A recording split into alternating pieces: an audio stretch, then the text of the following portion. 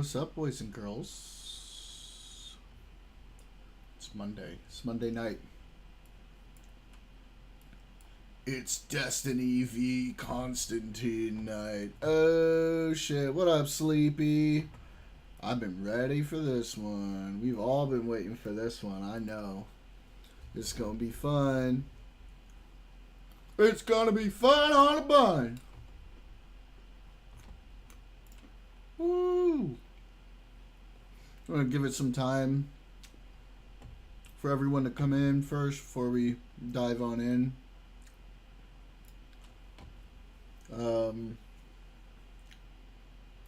But yeah, this should be interesting. Yeah, I'm definitely watching it today. I know Cinderella was already watching it. I don't know if any of the other guys held off. I know Barcode was taking a look. Not sure about Neighbor Rooney. But yeah, I want to see. In the meantime, let's watch a couple things while we wait. Joining me now from Houston, Texas is NBC's Ryan Chandler, and NBC's chief data analyst Steve Kornacki is at the big board for us. So first, Ryan, to the Lone Star State, set the table for us here. We mentioned that we're watching these big Senate races.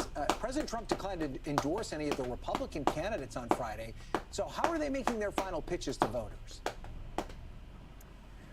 Well, right, Ryan, without the explicit endorsement from the president, or at least the exclusive endorsement, he seemed to heap praise on all three of these men at his event in Corpus Christi, Texas last week.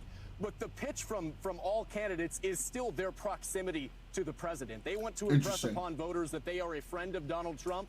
That and could they have helped split the get his agenda across the finish line every chance they can. Could split things a little bit. You cannot watch TV anywhere in Texas right now without being bombarded with ads from all of the candidates. But every time you see an ad from Senator Cornyn, it makes sure to hammer home the point that at least their claim that he has voted with President Donald Trump 99% of the time in Congress, repeating that claim over and over to make sure that while a lot of primary voters here in Texas on the Republican side, this is going to be a very interesting moderate, race. Even maybe a little too liberal for their preference, they want to make sure that they know that he's been a friend to the president at every turn.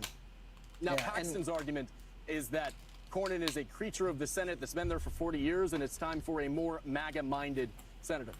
So we know President Trump's not going to be weighing in, but we did see a big last-minute endorsement on the Democratic side. Tell us more about that. Right, former Vice President Kamala Harris sticking her neck out for Jasmine Crockett with a last-minute endorsement. Probably not. Friday. I mean, they're going to be pretty long, deal. right? The biggest name to wade into the Democratic side of this primary. I sat down with Jasmine Crockett earlier today here in Houston. No, try to find like very confident with a lot of momentum, some with an chunky highlights. I think the concern, though, is that did it come too late? Keep in mind, in Texas, the election isn't on Tuesday; it ends on Tuesday. With I'm pretty sure Tallarico is going to win. A lot of people had already voted, although we are seeing some polling that among those who she have should have not left voted, it alone. They break for Crockett by a significant margin. Ryan. And you've talked to some voters. Tallarico is the kind of progressive that I could see Democrats working well with. Like I don't mind him that much. Yeah, he goes in for a lot of the crazy progressive stuff, but like he's willing to build a coalition. He seems like a good guy. I say go for it. Yeah, exactly, neighbor. What do they seem to be focused on as they head to the polls? Well, you know, voters here in Texas, like across the country, are by and large focused on two things. It's the economy and it's immigration. Now, I think you get the sense that these campaigns maybe don't want to end with their closing message being this war in Iran. They want to stay focused on those two bread and butter issues. Of course, here in Texas, that is certainly on the top of our minds, Ryan. Okay. All right, Steve, let's go to you now and talk us through where the numbers stand at this hour. How likely is it that we see a runoff in the Republican primary? Yeah, I think that's the expectation that, Wesley Hunt, the third candidate in this race, congressman, from the Houston area, he's going to draw enough support that's going to have this go Cornyn and Paxton into the runoff there. And talking about that dynamic of, Yeah, Cornyn, there's going to be a lot to watch there for sure. Maybe we'll, and we'll just spread it over like a couple days or something. On the sidelines, I think maybe that's kind of what tomorrow is all about. If the conventional wisdom is right, this becomes a runoff between these two. What does Cornyn look like coming out of this? Is he a weak second to Ken Paxton, then trying to make the case somehow that he can overcome that? Cool. A 20-plus year incumbent can overcome that in a runoff period? Or does he do a little bit better, perhaps, than expected tomorrow? Could he outfinish Ken Paxton, make tomorrow a show of strength, have some momentum going into that runoff? Maybe that would make him a more viable option to get a Trump endorsement that may end up being the make or break thing in a runoff. Okay. And then how are things looking on the Democratic side? Could there be a runoff there as well, or no? Technically, there could. There is a third candidate in that race who's really not polling anything, but if it were super tight between the top two candidates, the third candidate here getting 1 or 2%. I've never even heard of this person. There's a lot of suspense here in this Democratic race. There has been polling that's shown Crockett ahead. There's been polling that's shown her ahead comfortably. There's been polling that has shown Tallarico ahead here. So no one really knows I feel like Tallarico's going to win, but in the polls. Based on the polls, I have no fucking clue, actually. Because it's going like both ways. This primary are going to come from black voters. Her political base is around Dallas. That's where her congressional district is. And there's a lot of black votes in that area in particular. So win? Can she run up the score there? Tallarico's political base is right here around Austin. He's in the state legislature. He's doing well, very well, with white voters in polling, particularly white college-educated voters. So, a lot of the area around Austin there, you see a lot of those types of voters. I think the Houston area is going to be a big sort of swing area. I was on Crockett to win, so I went Tally to win. Yeah. And I think it's Hispanic voters. There's been polling that has shown Tallarico way up with Hispanic voters. There has been polling that's shown Crockett ahead with Hispanic voters.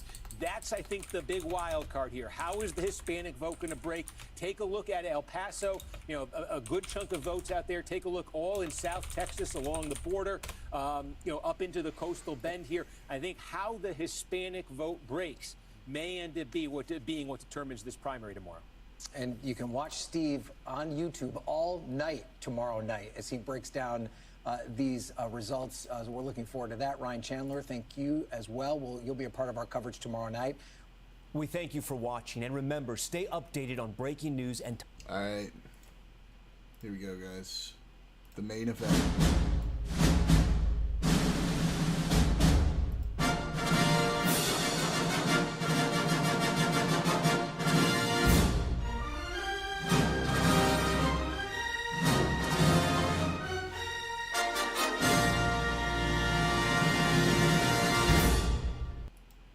Hey everyone, Trav here, just to remind you that every new active subscriber directly contributes to how quickly we can produce these kinds of conversations for you. So please take a second to subscribe, smash that like button on the video, and make sure you leave us a comment in the comment section. Destiny versus now, Konstantin please enjoy Kisin. Konstantin Kisin versus Destiny. Are you the same as you were 10 or 15 years ago? What do you mean by that? The same. You're not unchanged, right? Are you pretending to be a moron, or are you actually being one? Your guys' definitions for everything change at all points in time. That's always the issue. That's always the frustrating thing when it comes to fighting. Who's us guys? Conservatives. I'm not a conservative. I know you say you're not, but are you sure you're not running for a political party right now? Because that was the most politician answer I've ever heard in my life of a conservative foreign policy. Over the past 5 years, so you do this thing where you're like, well, I have to choose between two things. I'm not going to talk if you keep open. I'm not interested in this. Whatever you. This is. You are. I'm literally not. I'm asking you a question. You just refuse to answer. This is the game. How did I do it again? I'm asking you a clear question. You can't give me an answer. I'm not going to talk to you unless you listen to what I'm saying as well as me listening to what you're saying. I am listening. Okay, good. Welcome to Pangburn. Are we ready to go? Oh no, it's tomorrow. What I hope to see on the Pangburn stage here tonight is what I always want to see. Is it today or is it tomorrow? Because tomorrow's Tuesday.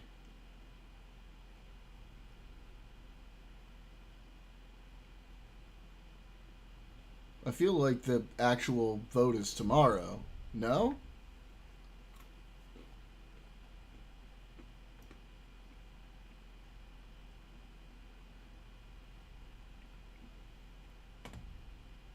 Yeah. The votes are tomorrow.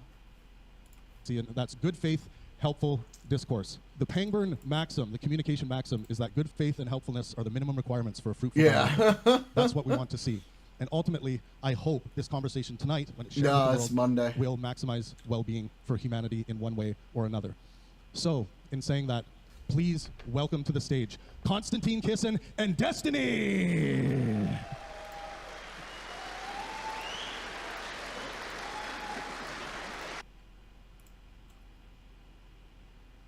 Huh.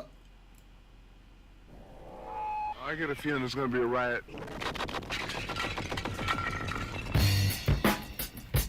I can't. I'm on YouTube right now, so I can't watch the whole thing. But yes, still funny.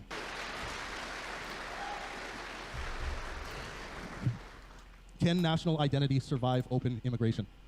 I guess I'll kind of take the reins on this. I feel like when I hear people talk about things related to open borders, mass migration, or national identity, there's kind of two questions that always pop up in my mind, and I never hear people actually kind of tack down what they mean when they say these things. So the first thing is, for national identity, I don't know as much about the various identities that exist in the UK, but I know for the United States, to try to find an overlap between identity from a gay guy in San Francisco versus like a farmer in Iowa or something, there's not many commonalities there to speak of when you talk about national identity, especially when I'm thinking of it in the context of what type of immigrant would threaten that whatever unified identity, whatever those two things are. So I'm kind of curious, I guess, when I think about national identity, when I think about it being threatened by people, my first question is, what is the national identity that we're trying to protect for the United States or for the United Kingdom? And then when we talk about like migration or mass migration, what do we mean exactly when we say that? Well, okay. So there's two questions. Like, what is national identity and what is immigration? Why don't we start in reverse and talk about immigration? Take Britain as an example, right? So I've lived in this country. I came to Britain from, it was just about Russia prior to that, it was the Soviet Union in 1996. So let's go back to 1991 because that's the data when we have the census. 1991. What has happened in the last 35 years? So in the last 35 years ago, this country had a population of 58 million people. Today, the population is 70 million. Almost all of that is due to mass immigration. So the population of Britain, the immigrant population of Britain, that's first generation, people who've arrived, went from 4 million to 12 million in the space of 35 years, right? It trebled in 35 years. Now, you might say, well, you know, is that a lot? Is that a little? Who knows? That is more people, in the last 35 years, more people came to Britain than came to Britain in the previous 2 millennia. So more people in 35 years than had come in 2,000 years. Now, that seems like quite a lot, right? Now, we'll talk about some more facts about this, and we can talk about national identity. I'm going to take a little time, if you don't mind, just to lay this out. Yeah, I guess just kind of poke around as you answer. Yeah, but hold on. Let me just let's talk about what we mean by immigration, right? Okay. Well, then also because I hear a lot of these words about there's a lot of people. Well, hold on. Like, what does that mean? Yeah. I'm explaining it. So more people in 35 years than 2,000 years. That sounds like quite a lot of people. Not necessarily. Is that fair? No, not really, right? In the context, like if I were to ask for like the total growth of wealth compared to like the last like 50 years, might also dwarf the last 2,000 years, or the total amount of carbon pollution, or the total amount of TV episodes, or plays written, or songs written. Like I don't know if I would just arbitrarily say I'm going to look at immigration, I'm going to measure it past some 1,000-year thing or whatever. You don't think that more people coming into a country in 35 years than had come in the previous 2,000 years is quite a lot? I just think that statement is like vacuous and meaningless. When we say quite a lot, what like should it have been less?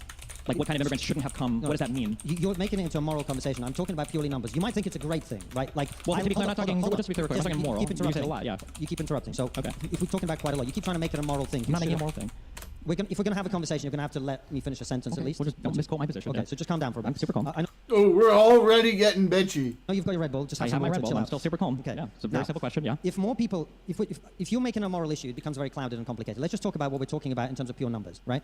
If more people have come into a country in 35 years than have come in 2,000 years, that is objectively a lot. Now, you might think it's a good thing. Like, I like ice cream, and if I eat a tub of ice cream, I'm not going to say that's not a lot of ice cream. I still like it, but it's a lot of ice cream, right? We'd accept that. It's more, a scoop is not a lot of ice cream, a tub is a lot of ice cream. So more people coming into a country in 35 years than have come in 2,000 years is objectively a lot of people, okay? Just to be clear, when you say a lot, that's a normative value that's with respect to some kind of norm or mean. When you say a lot. Oh, yeah, compared to before. Yeah, compared that's objectively, that is objectively true. It's just kind of a meaningless statement. Like everything is a lot you've more accepted than that what I'm saying is objectively true. I'm grateful. Correct, yes. It's a meaningless statement, but yes. Now that we've got there, what does it mean? Well, first of all, What think up, about it like Doug? this. And again, it's not about whether you like it or not, whether you think it's a good thing or not, or a bad thing. The three biggest cities in this country, in the last 30 years, have ceased to be majority inhabited by the people who are native to this land. That's just a fact. And I'm one of the people who's come here in that time. So I'm not saying it's only a terrible thing, but it's an objective fact. The three biggest cities in the country are now majority minority. London, and this has happened very quickly. London was 80% white British in 1991. It is probably around 30% white British today. So if you have seen that level of change in the city in which you live, think about this as well. 3/4 of the people who live in this country today are over the age of 35. So all of this has happened within the lifetime of one generation, effectively. That is a level of change that is A, completely unprecedented, B, extremely transformative, whether you like it or not, good or bad, whatever you may think. You might think, oh, you know, the amount of different kinds of food has got better. It's true, objectively. But it's also true, objectively, that entire swathes of this city are no longer inhabited by the people who used to live here. Again, this is an objective fact. You can like it, you can dislike it, but that is something that has happened. This is true of London, it's true of Manchester, it's true of Birmingham, and it's true of several other smaller cities in this country. By 2060, according to current projections, white British people will become a minority in this country. 2060 is the next 35 years, right? And that's the entire kind of demographic transformation. These are facts. Forget about people's opinions, my opinion, your opinion. In terms of illegal immigration, there are now almost a million. We don't know exactly because it's hard to measure, but we have almost a million illegal immigrants in Britain today, which for a population of 70 million is quite a lot. And we currently spend £14 million a day spent. I'm not talking about the cost. As he's doing for the UK, eating a nice meat pie, a side of peas and grey slop, and all other things. Now, 14 maybe million go is for a a bit of quite a lot. spotted But also, this is happening at an unprecedented rate. More people come to Britain illegally today than came legally when I came here in 1996. I'll say that again. More people come here illegally every year than came here in 1996 when I came here. That's the level of change when it comes to illegal immigration, and the cost of it, £14 million a day, is increased by a factor of 10 in the last 10 years alone. Well, so it's 1,000% yes more and than no. it was. We'll Those are see the how facts it about turns immigration. out. So when There's we talk some about immigration blunders and whether it's happening, compatible but with national identity, it depends on what we mean. If we're talking overall, about, if 20, 30, 40,000 people a Khamenei year, is highly selected dead, from and that's a compatible big cultures one. as it used to be, perfectly compatible, and in fact, I think probably quite desirable. If we're talking about what we've seen over the last 30 years, I don't think it's compatible with any sort of national identity at all. Now, I've been talking for a long time, so we can get to national identity after you've addressed that.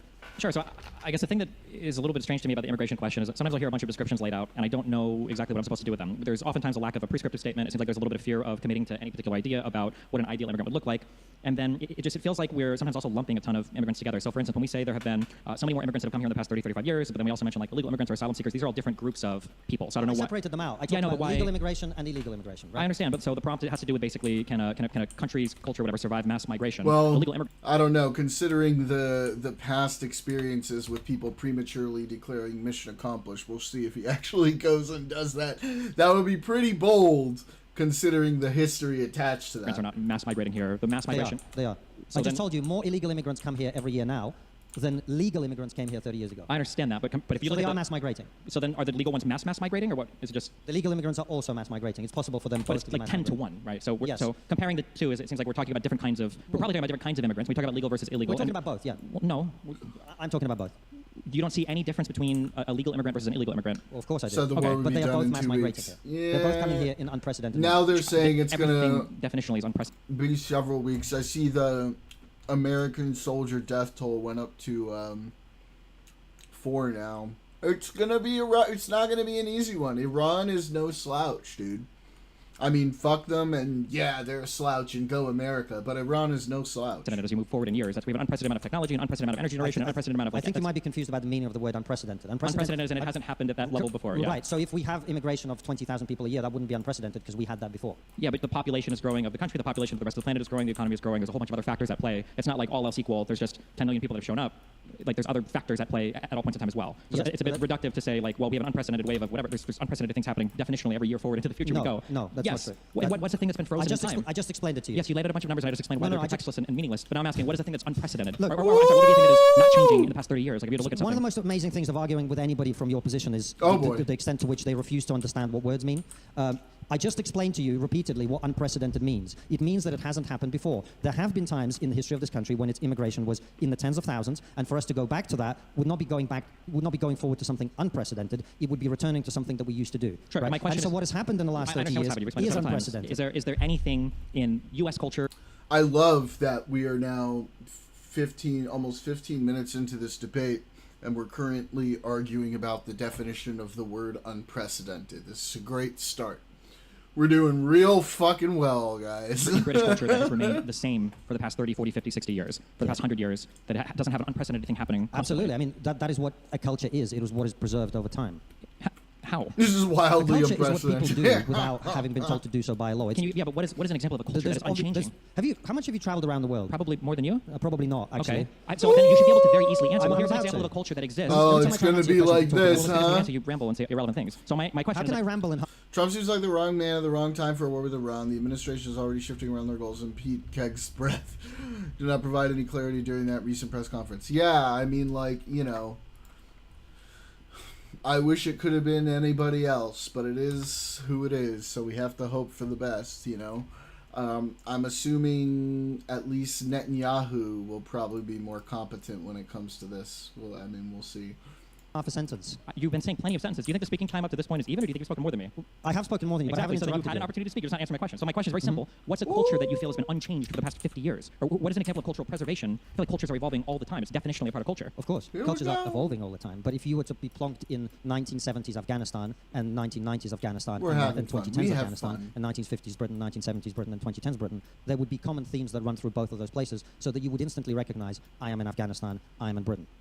Would you accept that? I agree that different cultures are different. Yes. Right, well yeah. done. Good. So we've got there then. So you just established that there are. This is like saying Different that cultures are different, which means that that they wasn't have the something question. about them Yes, and that makes them different. If right? you have a brother, both of you will be different for your entire lives. but that there doesn't would be a mean- family culture that you have that's different to other families. But you wouldn't be the same as you were when you were 10 years Well, old. no, You've grown but- and changed, of right? course. So when you talk about But you're still the preserving same culture, person, right? What? You're still the same person. Yeah, but you're dramatically changed. But you're still the same. No. Are you the same as you were 10 or 15 years ago? What do you mean by that? The same. You're not unchanged, right? Are you pretending to be a moron or are you actually being one?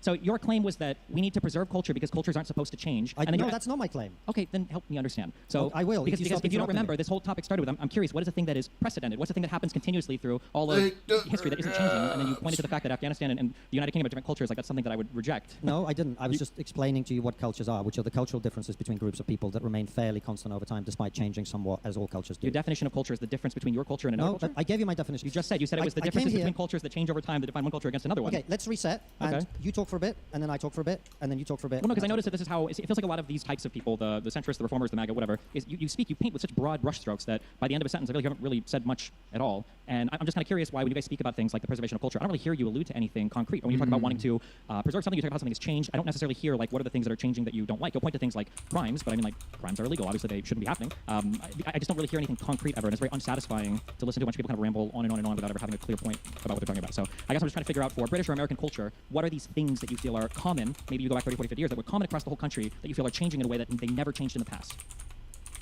Okay, done? Are you going to answer that question? He's not going to answer the question. Go ahead. I've attempted to answer your question many times, and I'll do so again. However, first of all, am I going to be okay to speak now Norm for a bit? Finkelstein Is that approach. going to happen?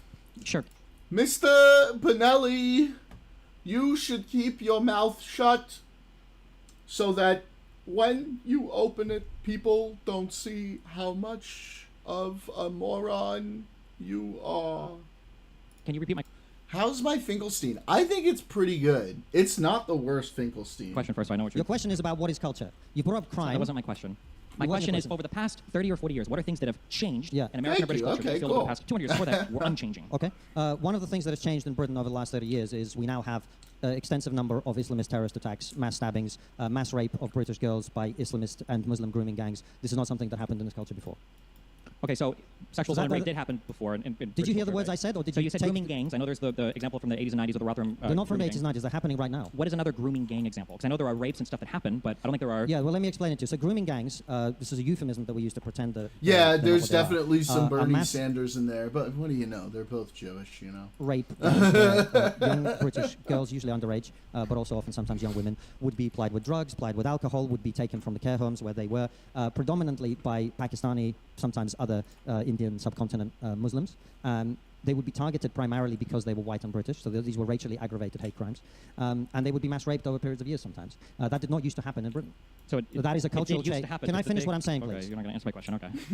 I am answering a question. Well, my question That was, is a what are cul- examples? I don't think this has happened outside of the Rotherham grooming gang. That whole Ooh, this scandal. is gonna There have be been a rapes. rough There have one. been gang rapes. But the idea of like a coordinated grooming gang type mass Pakistani targeting British girls rapes, that type of thing, is not a thing that I'm aware has been seen in Britain outside of the large Rotherham scandal. So, well, I don't know. I think the fact that somewhere between 500,000 and 1 million British girls might have been raped by these gangs is quite a big deal, and it represents a change in the culture of this country that I think is quite I never said it wasn't a big deal. I think rape is bad. I just think it's bad when white people do it too. I think it's bad when everybody does it. My understanding is right now for the crime stance in the United Kingdom, it tends to be more white people are even overrepresented in terms of sexual assault and rape. But I'm aware that there are immigrants that rape people as well. I think all rape is bad, but the idea that there is a mass Islamist, jihadist, rape gang-centered thing in the United Kingdom that's functioning, So I think how many girls would have to be raped for you to admit that it's a mass thing? Jeez. the question isn't if it's a mass Well, thing. The question is if it's half a organized. You have a million huge girls- problem with definitions. if I'm sorry, let me half try to keep a this mi- if back. half a You're not million understanding. girls- You're not following the conversation. Stephen, Rape is bad, if but half a million- organized let- grooming gang You've asked rape me a is lot of that's questions, different and every thing. time I answer Well, them, you're you not ignore my answering really answer. at all, but Now go ahead. answer my question. Yeah. Answer my question. If 500,000 girls have been mass raped in this way, specifically being targeted because they were not of a particular religion or ethnicity, how many of them would have to be treated in this way for you to admit that it's a mass thing?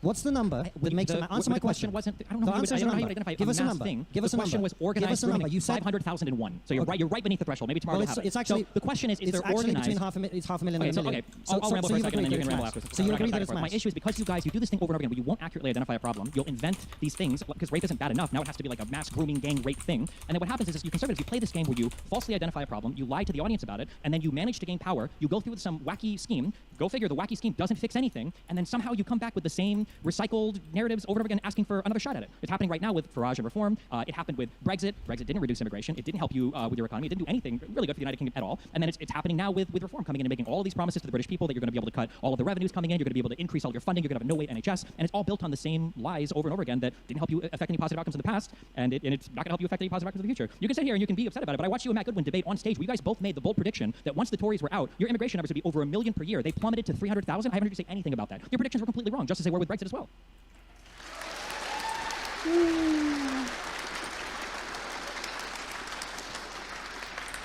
Well, that was a wonderful presentation. The problem for you is I voted Remain on the referendum. Because you hadn't been bullied by the Cambridge students yet. I'm aware of the history, but I know. So, you've come here with a bunch of talking points. That's great. Hold on. We can break down anything you want. Stop interrupting. Don't accuse me of having talking points. Stop interrupting. Stop interrupting. Then address Stop what I said. interrupting. Address what I said. Stop interrupting. Address what I said. Stop interrupting. I believe in you. Stop interrupting. I let you talk, and I let you make your points. Have some respect for me and for my opportunity to express myself as well. That is how a debate is conducted, so stop interrupting.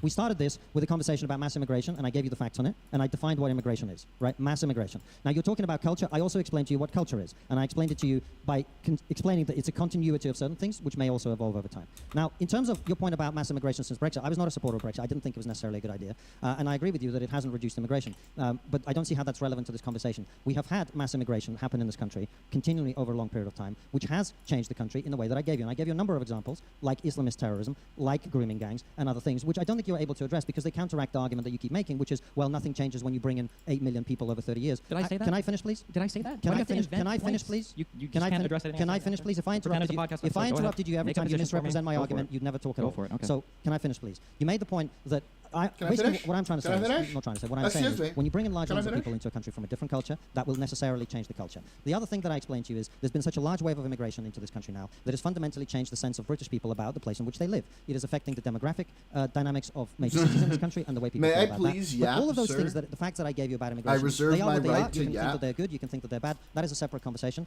The facts are what they are, right? There's also a thing about how British people feel about it. When I came to this country in 1996, 3% of the British public thought that immigration was a major concern. Today, about 65 to 70% of British people say that there are too many immigrants in this country and too many immigrants coming here. Now, I think British people probably have a better idea of how they feel about immigration than you, Stephen, and that is how they feel. Why do you think over half the British population believes that the majority of the immigrants here today are here illegally? If they've got such a great handle on it or a great idea about what most of us are with the reason that tiny people overestimate immigration in general, but I expect Konstantin to make some good points. He's generally not like the most retarded guy out there, but he also does make some retarded points. But so far he's being decently retarded. People generally, when asked about things, overestimate pretty much everything or underestimate things terribly because people are not very good with numbers. But the other reason, of course, people aren't able to quote you the exact number of people who I didn't ask for a quote of the exact number. You said this earlier, and I'm addressing your broader point, which is why do people misunderstand the immigration statistics, is that people don't look at immigration as this is the number of people who came this year and this is the number of people who came last year. They look at the reality of their lives, they look at the change they see around them, and what they're really concerned about is the cumulative impact of immigration over the period of their lifetime, which, as I explained to you, has been huge, unprecedented over the last 35 years, and will be even more unprecedented in terms of its cumulative impact over the next 35 years. Now, it's true that immigration has come down to 300 or something thousand in the last year. Doesn't mean it will stay that way, but also I never predicted it would get to 1 million. I think Matt did. But the point I would make is the transformation over a 30-year period is what people actually care about, and which is what they're right to care about. Now, as for the point about illegal immigration, yeah, it's true. Illegal immigration is a smaller percentage of the total immigration that we have than legal immigration, but it's still higher today than it was 35 years ago and 30 years ago, which is way too high. Illegal immigration should be zero. Wouldn't you agree with that? Do we have any final thoughts before we move on to the next? Yeah, I mean, every crime should be zero, but there's always going to be some amount of crime or some amount of illegal immigrants. I guess the issue I have is that, you say, why do the British people not understand the exact numbers? I didn't ask for the exact numbers. It's like 10 or 11 million to 1 million. There are different estimates from 500,000 to 1.3 million or whatever illegals. That's a big ratio, 10 to 1 to be off by, to assume it's 50-50, or that there are more illegals than there are legal immigrants here. And I think the issue is people in your position, or people like Reform or Restore, depending on how far right you want to go, lie constantly about the immigrant population in the United Kingdom. And then as a result of selling those lies to the people, you get these ridiculous plans or attempts to fix it all in the United Kingdom. And because the problem was never as severe as it was stated in the first place, the problem ends up not being solved, and then you exacerbate other problems. So at the end of the Tory government, with this attempt with like the Rwanda plan, this idea that I've you're looked going at to it ship people before. to other countries, have them processed first, or with the idea that leaving Brexit would give the UK greater control over their illegal immigrant population. And the reality is it did just the opposite. You didn't have the right to access the same people that were trying to claim asylum in the EU, and then if they were rejected once there, to send them back if they came to Britain next. You lost access to a lot of these things. And then the same people that were in charge of pushing those ideas are now telling you and selling you on the idea that reform is going to come in and somehow fix the very same issues that they've been lying about and have failed to fix in the past. And you might hear this talking point, this cope that, well, reform is different. We're not going to be like the old conservatives, but then you've got all your politicians are going to be MP Tories that are defecting to join the new reform party. So I don't know where all this new blood is going to come from. I don't know. It just seems like a whole bunch of like, here's a fake problem, I'm going to put it in front of you. There is like a real problem here. Regardless of what you said earlier, I don't think rapes are good, mass rapes or normal rapes. I think there should be some probably cap on what type of immigrants and how many should come to the country. I just never really hear a discussion on any of that. I just hear 500,000 British girls have been gang raped by mass grooming gangs, and it wasn't like that when I came over in '96, despite the fact that those Rotherham grooming gang scandals started in the '80s. So I don't feel like I ever hear anything of substance being spoken about. Well, it's a pity we didn't have someone from Reform on stage so you could rehash your Wikipedia talking points to them. You're a Reform voter, though, right? No, I've never Really? I've never voted for Reform. Would you vote for Reform in the upcoming election? It depends on who stands in my constituency. Last election, I voted for a Liberal Democrat. I didn't ask about last election. In the upcoming election, will you vote for Reform? I will probably vote for the same person who's a Liberal Democrat. Okay, so you don't think you would support the Liberal Reform guy?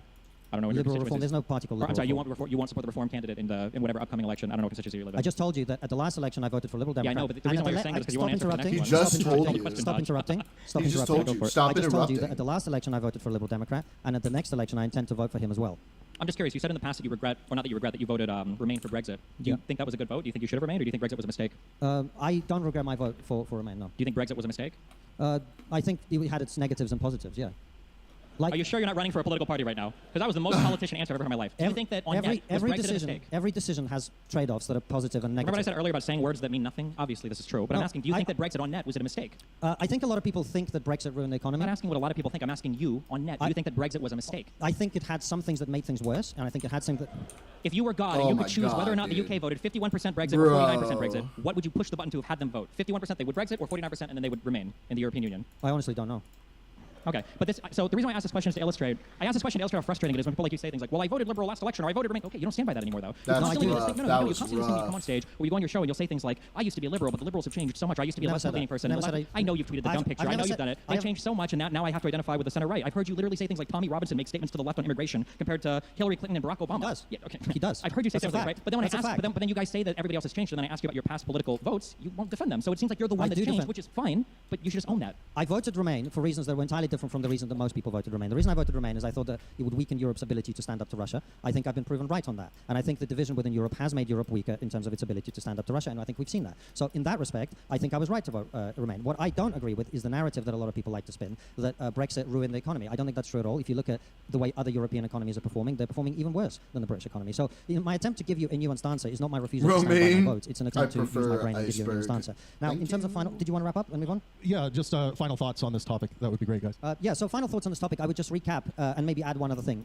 We have had a level of mass immigration into Britain that has been extremely disruptive over a fairly short period of time, that has created an environment in which major cities in this country are effectively no longer the domain of the native population of this country, which is very disruptive to the people who've lived here. I'm not one of them. I myself am an immigrant, but I totally recognize that that's happened. I think culturally there have been some terrible things that have happened. I mean, the example of terrorism and grooming gangs is just one of them. But the failure of integration more broadly has been a big problem, to the point where you now saw in the by-election in Gorton and Denton, the Green candidate campaigning in Urdu, in a foreign language, in a language not of our country, which I think is a signal of the terrible divisiveness that is Oh, how we are likely to scary. see in other communities, or in other constituencies where some communities haven't integrated at all. And I think what that signals is a kind of, a democracy works when people vote on the ideas that are being offered to them, not the ethnic and religious background of the candidate or the things that they will tell them. And I think you're increasingly seeing that.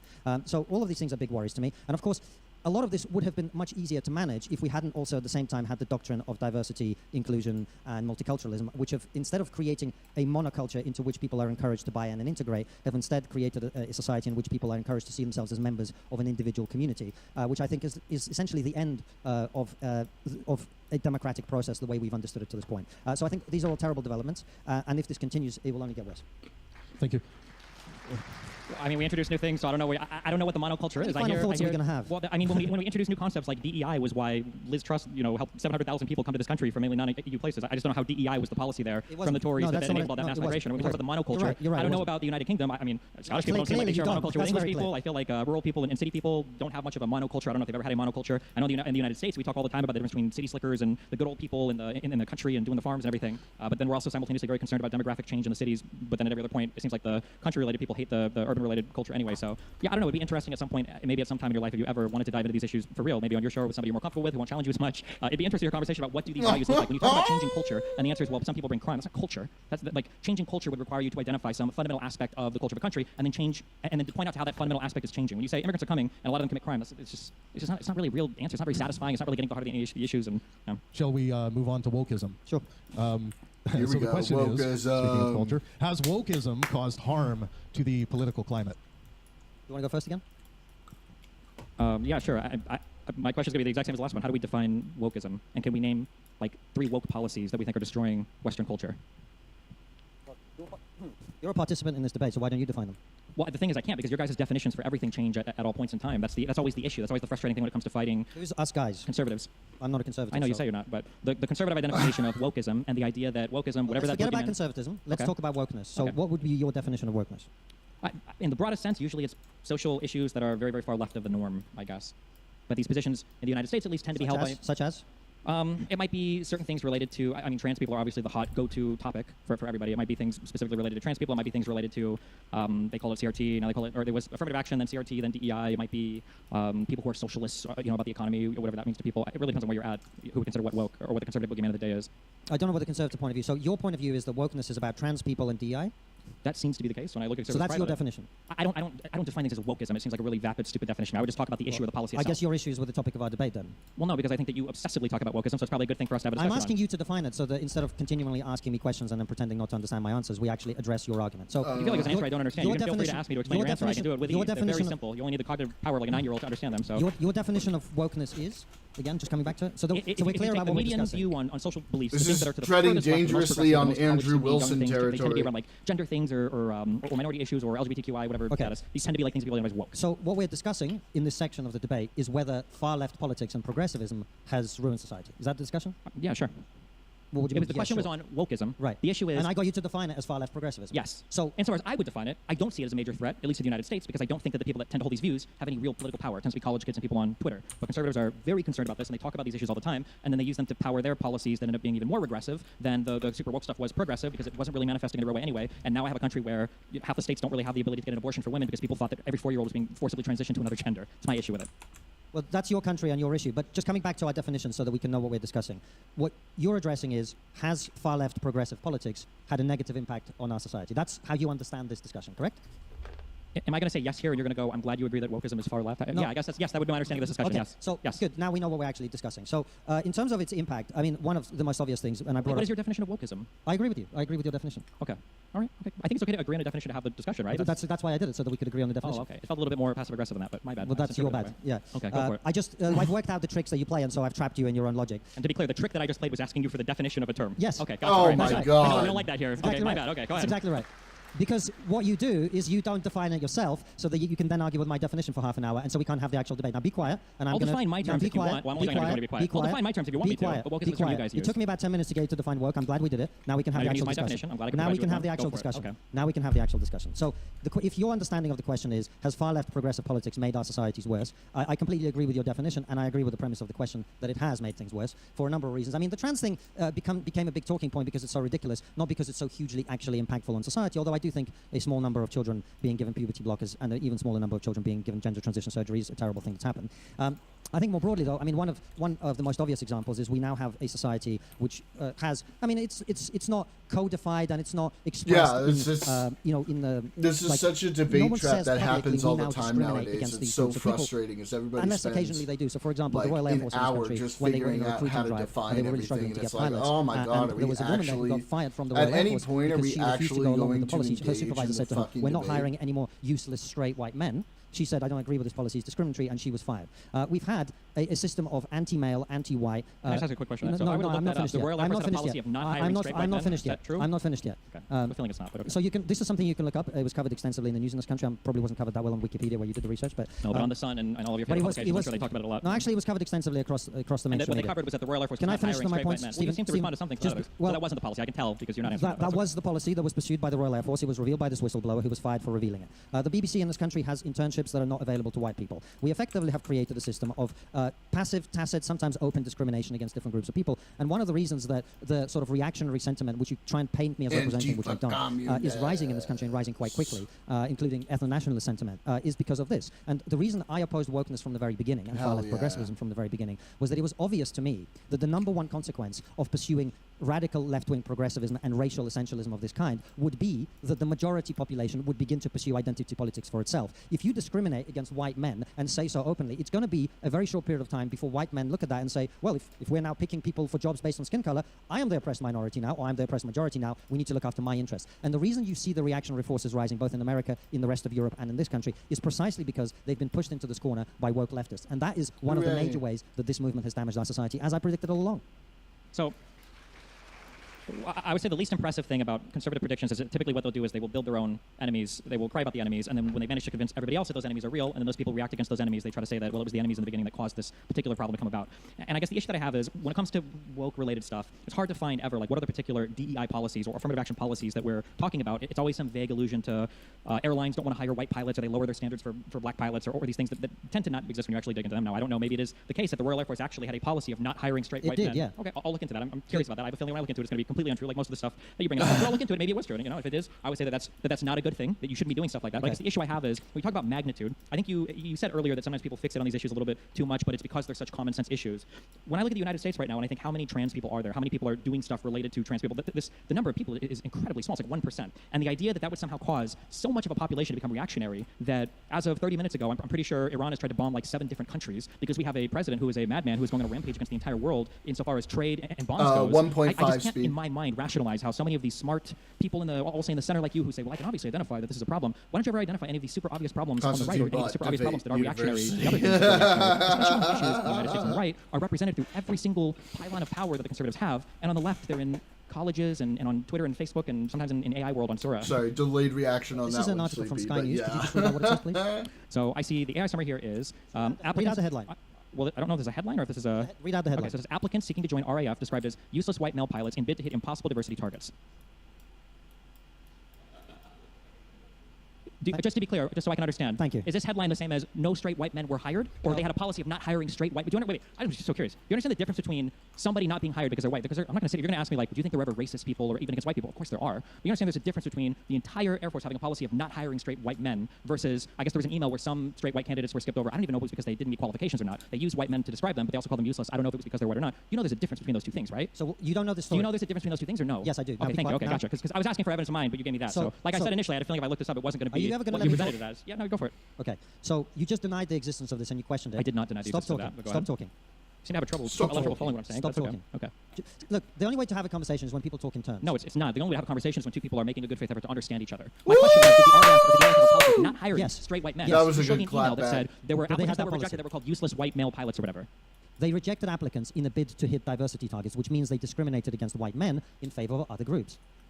Yes, but that doesn't mean that in this particular email, but that doesn't mean that they were not hiring any straight white men. I didn't say they were not hiring any straight white men. I said they were discriminating against them in favor of other people to hit diversity targets, which were described by the people who were charged with recruiting them as impossible to hit. In other words, they were deliberately undermining both the efficacy and the fair treatment of people in their hiring policies because of DEI. Okay, so this is the position of now, yes. And now it's more realistic that there might have been a hiring policy that favored some groups of people that weren't white over the white ones to cause them to get hired when it might have been in a blind trial the white people would have hired otherwise. Yes. Right. Do you understand that that's significantly different than you saying the RAF had a policy of not hiring straight white pilots? First of all, I don't know what straight had to do with, are you bi if you get like a special application on the... Well, I'm sure you'd want to know the answer to that question. But I wouldn't because I would never become British, Jesus Christ. Yeah. I think I've just look. This is why I brought it up, because the idea of a conversation is good faith. But if you question anything that I bring up that you don't know anything about, and then say, "Well, I don't believe that this happened," and I present you evidence that it did happen, and then you still continue to deny it, I don't see how we can have an actual debate. Now, I never said the RAF hires 0 white pilots. What I said is the policy of discriminating against white men, which has been rife in the rest of society, has created the situation where a lot of people, rightly, understandably at least, feel antagonistic about it. That was one of the biggest threats with wokeness, and that is one of the biggest challenges where we are.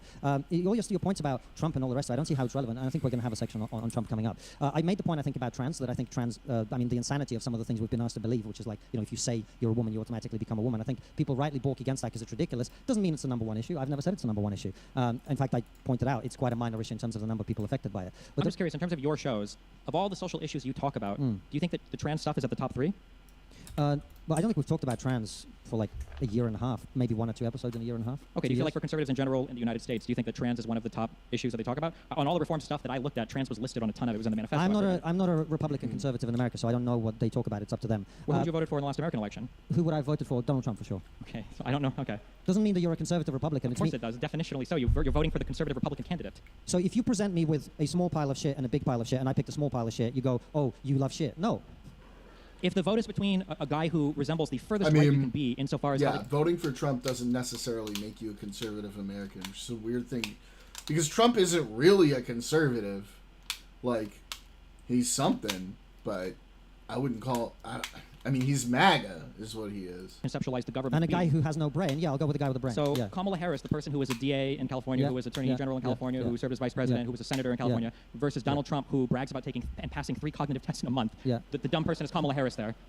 Look, I just explained to you that when you make choices between things, it's not because you necessarily love the choice you're making. If you're forced to choose between 2 things, you choose the one that is the lesser evil, effectively. Sure, I'm just curious. I agree with a lot of Donald Trump's foreign policy. Sure, of course you do. I know you do, because you're a conservative view on foreign policy. Over the past 5 years, so you do this thing where you're like, well, I have to choose between 2 things. When you have the same That's choice... what an election is. It's a choice between 2 things.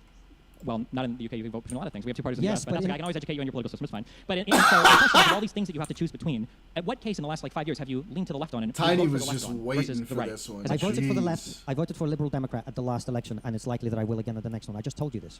For what about for in terms of like supporting left candidates? I guess you guys have on your show. You talk to as many as will come up.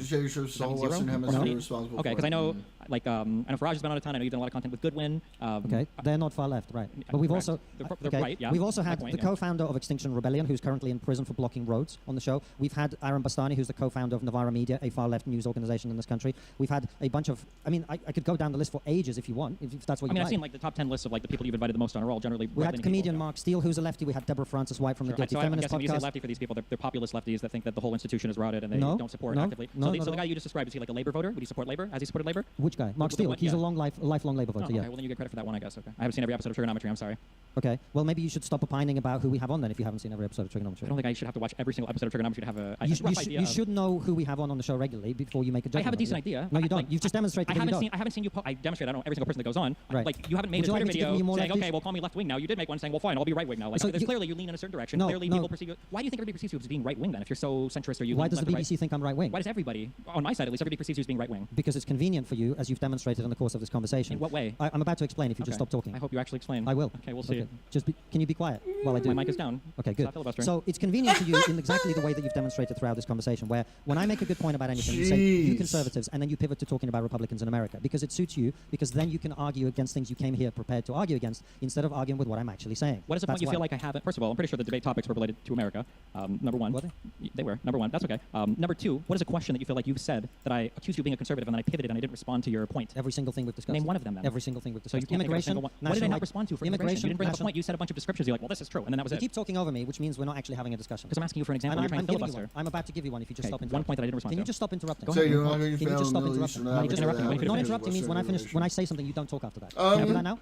Okay. Yes and no. I mean, sometimes it has, sometimes it hasn't been On every because of single thing Western that we've discussed, intervention. immigration, national identity. Just one thing.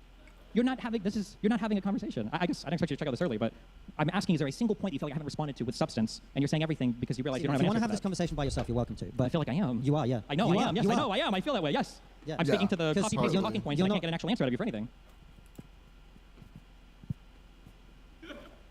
I can give you better answers if you're looking for them. I mean, yeah. Oh my god, dude. It's crazy to me that you guys cry about wokeism and snowflakes and all this stuff so much, but like you guys do it all the time. You make a claim that I'm he's about to lose his fucking mind. He's so mad. He's so mad. Holy shit. Look at this. Yeah. I'm speaking to the copy-pasted talking points, and I can't get an actual answer out of you for anything. I can give you better answers if you're looking for them. I mean, yeah. It's crazy to me that you guys try. He's so mad, dude. Oh. About wokeism and snowflakes and all this stuff so much, but like you guys do Yeah, it sure. all the time. You made the claim that I'm avoiding sure. answering any of your arguments because I'm calling you a conservative. I think you are a conservative when I labels you as such, but I I'm mean, not dodging your argument. yeah, I mean, you refuse could to say address. that, certainly, right? And I would agree. I think the point in general is like these sweeping declarations about immigrants and what they do in different countries and all of this is just kind of bullshit. Yes, there are some that do, and those people are bad and they shouldn't be allowed. Really, I think a lot of the arguments that they make are for much stronger vetting, not for tamping down on immigration. That's what their arguments point towards. That's why I asked you for an example of one, and you weren't able to give one. And that's fine if you're not able to give one, but then don't continue to filibuster and make the claim. Just say, okay, well, I guess maybe that was an unfair thing I said, and here's a point that I'm going to make that I would like you to address. That would be the time where you would say, here's the thing that I brought up. You pivoted and you didn't address that particular thing. That would be a thing you could do if I was actually dodging and pivoting from all your points. He's so mad, dude. I can't hear any. You're going to have to shout louder. Russian agent. What does that mean? So you're saying that because I'm from Russia and I have opinions you don't like, I'm a Russian agent? Why are we debating the crowd right now? I'm still here. Is that what Can you're you saying? can you really not answer my questions I'm that just much? not very clear. Is that what you're saying?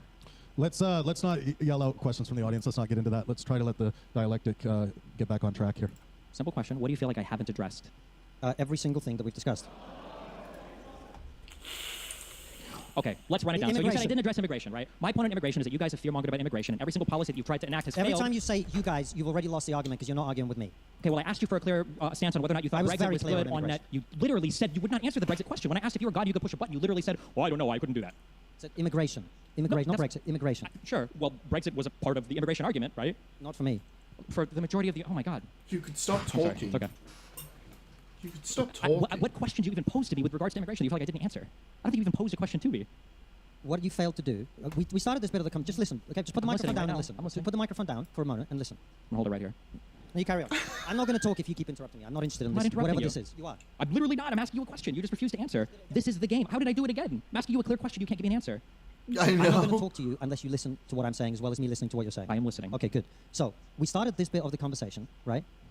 Talking about the exchange. That Monsieur Labubu. That's what we were talking about, right? And you made your points, and I tried to make my points, and you keep interrupting and talking over me, right? I've addressed immigration, and I've addressed every single other thing that you brought up. And the moment I do, what you do is you say, well, you conservatives say this, you conservatives say that, in order that you can then argue with things that I haven't said. And that is exactly what you've done throughout this whole thing. So when you ask me, why do people say that you're a conservative? It's because it's much more convenient for them than addressing the arguments that I'm actually making. And you've demonstrated that throughout this entire discussion. That answers your question. Okay, what is the argument that you're making? Yeah, but like, Konstantin, Destiny has spent hours and hours and hours and hours watching your debates. It's not like you just came in here without listening to you make your arguments, bro. Like, a lot of us have heard you make your arguments, and they're very in line with general, like, great replacement-ish stuff. With specificity to immigration. What does Konstantin's ideal I immigration know, policy Cryptic, for it's Great Britain crazy. look like? I And who has agree, supported Barco. their It's vision for fucking immigration to the United Kingdom? frustrating. Sorry, because I jumped in, which I should have done. Second part. Me, okay. Second part. Yeah. No, but who have you supported historically over the past 10 years? Whose idea for immigration, I guess, have you supported policy-wise, politician-wise? Who would you support right now? What is your ideal vision for immigration to the United Kingdom? Yeah, it's a very good question. So my ideal vision for immigration in this country would be something like probably 40 to 50,000 people a year, highly selective, which means that you really have to qualify in terms of your skill set, ticking all sorts of other cultural compatibility, age, and so all sorts of other things that basically mean you're likely to be a very positive net contribution to the country. You're probably going to have the ability to earn and pay more tax than you receive in benefits over your lifetime. You're unlikely to commit crime. You're unlikely to become a terrorist. You're unlikely to do things that we wouldn't want you to do. You would be highly selective. I think I would definitely prioritize immigration from people, from countries, not from countries really, but from people who already speak the language, who maybe have a cultural familiarity. So Hong Kongers are a good example of this, right? These are people who are formerly part of the British Empire, speak the language, they're able to come over, integrate very easily, and make a good contribution. So something like 40 to 50,000 people people a year. But again, it's a democratic thing. So if the British people vote to have zero immigration, that's their right. If the British people want to have 300,000 people come a year, that's their right. The part of the problem we've had with immigration in this country. Wait, can I ask just No, just let me just finish this, Ben, then you can ask whatever you want. A part of the problem we've had with immigration in the last 30 years is, despite the fact that people keep voting against mass immigration of the kind that we've had, they keep voting for parties that promise to reduce it in 2010, in 2015, in 2016, in 2017, in 2019, and in 2024. In all of those elections, immigration was a major issue, and the British people overwhelmingly voted against what we have today. Despite that fact, we've actually had the opposite of what they voted for. So I want managed, highly selective, low numbers, high compatibility, and I want it to be in line with the democratic wishes of the British people. Okay, so then a statement and then a question. So I would argue that the reason why people have voted for lower immigration and they haven't gotten the lower immigration is because I don't think people tend to vote for higher or lower immigration. I think that people vote for where they feel problems are. And I feel like people sometimes scapegoat immigrants as a class of people for why these problems exist. So if housing is high, you vote for less immigrants. Or if the job market is bad, you vote for less immigrants. Or if the NHS wait times are too high, you vote for less immigrants. Or if Brexit is losing too much sovereignty, whatever, you vote for less immigrants. I feel like when it comes to these issues, the immigrants become this catch-all scapegoat, which I'm not even saying, and again, you can label me however you want, but I'm not a woke person when it comes to immigration. I don't think there's anything wrong with being selective against certain groups of people. But I think that the reason why there's such this pressure for the government, the majority government, to have more immigrants come in is because they know that as much as people might feel a certain type of way about certain types of immigrants, that the collapse of the NHS or the collapse of the education system or the collapse of the local economy is going to be worse than allowing more people to come in and work those jobs. So I guess my question is, and I'm pushing with a degree of specificity because you speak about these issues a lot, when you say selecting for certain values, like what would that test even look like? When you say selecting for certain values, what are the values that you're selecting for? Number one, and number two, you mentioned like they have to speak the language and it should be like highly skilled people that can contribute net tax positives to the economy. Let's assume that you met the threshold for all of these things. Why cap it at 30 or 40,000? If they can integrate perfectly, if they speak the language enough, why not have like 100 or 200 or 300,000 of these people coming in? That's a very good question. For me, I am less attached to the numbers. I just think where culturally Britain is at the moment is that's what the British people would want. For me, it's the numbers are. Joseph Stalin said quantity has a quality all of its own, and I think there's a truth to that, which is once you have very large numbers of people coming in a short period of time, it is disruptive. I've been looking forward to this debate and it also can for a put pressure on while. infrastructure. The reason, by the way, we haven't had the policy on mass immigration that the British people voted for isn't that. I mean, I agree with you. Of course, there are some people who scapegoat immigrants to explain the problems that society has, and I don't agree with scapegoating immigrants. That doesn't mean mass immigration is necessarily good. One of the problems with mass immigration is it's effectively being used in Europe to cover up the fact that our economies are not growing. Our economies are shrinking on a per capita basis. We are poorer per capita in this country today than we were before the financial crisis. And the reason we haven't had the policy of controlled immigration that people keep voting for is that bringing in more bodies is the only way politicians can pretend our economy is still growing. That's actually the main reason that this has been happening. Okay, so again, I guess my question is, what are the values, or what are the things that you would select for when you talk about like a values-based test for people coming to the country? Like, what are the things that you're talking about? And then also just a comment on, the reason why we're bringing in immigrants is to shore up an economy. I think a lot of that has to do with illegal the immigration generation goes as well, up, but a lot of right? people come back from Super wars, well done. or say for wars, I guess for your guys' case, but in the United States we say come back, and then you had this aging population that had a ton of kids, and now these people have all hit a certain age, so you're kind of this weird demographic age thing, which is why they're bringing in a bunch of younger workers now to kind of fix that issue because you've got a lot of benefits and your triple lock pension, whatever else, all these things, Social Security in the United States, yeah. Well, that's part of it, but the problem is if you're bringing people who are net consumers of tax revenue, then you're not solving that problem, you're making it worse, right? And that's what's been happening in the UK. So when you have mass unskilled or very low-skilled immigration and plus lots of dependents, you're actually bringing in people who are then going on benefits in this country, which I have no idea why it is in this country that we allow foreign citizens to receive benefits. It doesn't make any sense to me. But what happens is you then effectively are bringing net consumers of tax revenues, and you're making that problem worse, which is why I say it isn't that. It's the fact that politicians are able to pretend that we are growing. I mean, the British economy is growing by like 1.1% or whatever it is. It's still not even growing even on that basis. But the reason they bring in lots and lots of people is so that they can add to the total tax base without having consideration of what happens when you divide that by the number of people, which is you're getting poorer. Okay, so then let's say that everything you just say is true,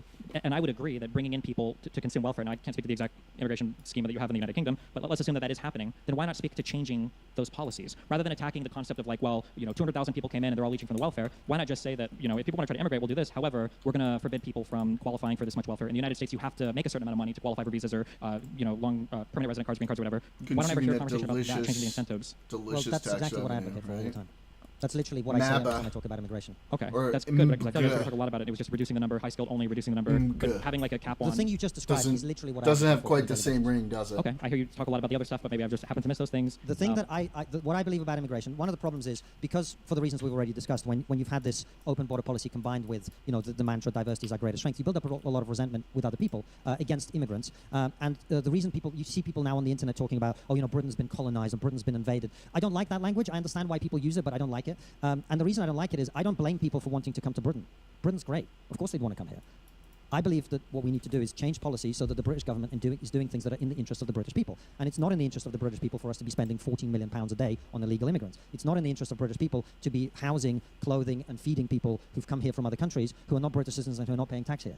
We shouldn't have foreign nationals in social housing. We should not be providing benefits to foreign nationals. And I say this as someone who was very poor and a foreign national for quite a significant portion of my life in this country. So I advocate for sensible policies on immigration, on what happens when you get here. That is my position, which is why, with all respect, I'm glad a normal conversation has broken out between us, despite the conversation we were having earlier, because this is the reason I don't subscribe to political parties and this sort of team-based agenda, because every political party has lots of things about its policies that I don't like. I don't like lots of things about left and right political parties. I like to advocate for the things that I believe are positive for this country. I think a positive, carefully selected immigration policy, and then putting the interests of British people who are already here, who are nationals of this country first, is exactly what we should be doing. So Sure. I'm glad we agree on that. Yeah, so I don't necessarily disagree with anything you've said, but one of the issues with the statement of, like, I don't subscribe to a certain political party, I think that you can have a constellation of ideas that don't map cleanly onto some side, but when it comes down to elections, or when it comes down to pushing people to vote in an election, you kind of have to choose a party, or you have to choose a person. Things have to collapse into one choice. Sure.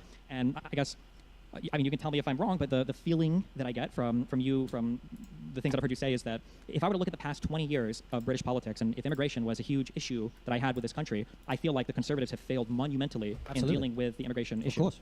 I feel Just like Labour before them. Yeah. Sure, but I feel like the prediction was that Labour was going to continue to fail massively on it, and it seems like Labour hasn't failed. It seems like Starmer, for all of his faults, I know you guys all hate him, but it seems like his government has done a good job at cutting heavily into the amount of immigrants coming over, cutting heavily through the backlog of asylum seekers that you had that the Tories refused to deal with. But now, on the eve of all these Tories beginning to look like they're going to flip to reform, I feel like all of the people who are opposed to the mass migration or mass immigration narrative are going to try to support reform, when all of these people have seemed to fail to deliver on these reduction of immigration promises over and over and over again, and that's just very confusing to me. I don't understand that. Yeah, well, let me explain it to you. I mean, it's a fair critique. So, first of all, the Labour, your point about, Labour Party is reduce the numbers. It's not quite how it works, but yeah, the numbers are lower. They're still very we're high. finally This is into why I like kept an bringing up the point actual about what was happening in this country 30 years ago when I first came here. The numbers of people coming then were about 40 to 50,000 a year, 55,000 I think in 1996. It's still like 300-something thousand now, which is way too high, particularly given the cumulative impact of mass immigration that we've had.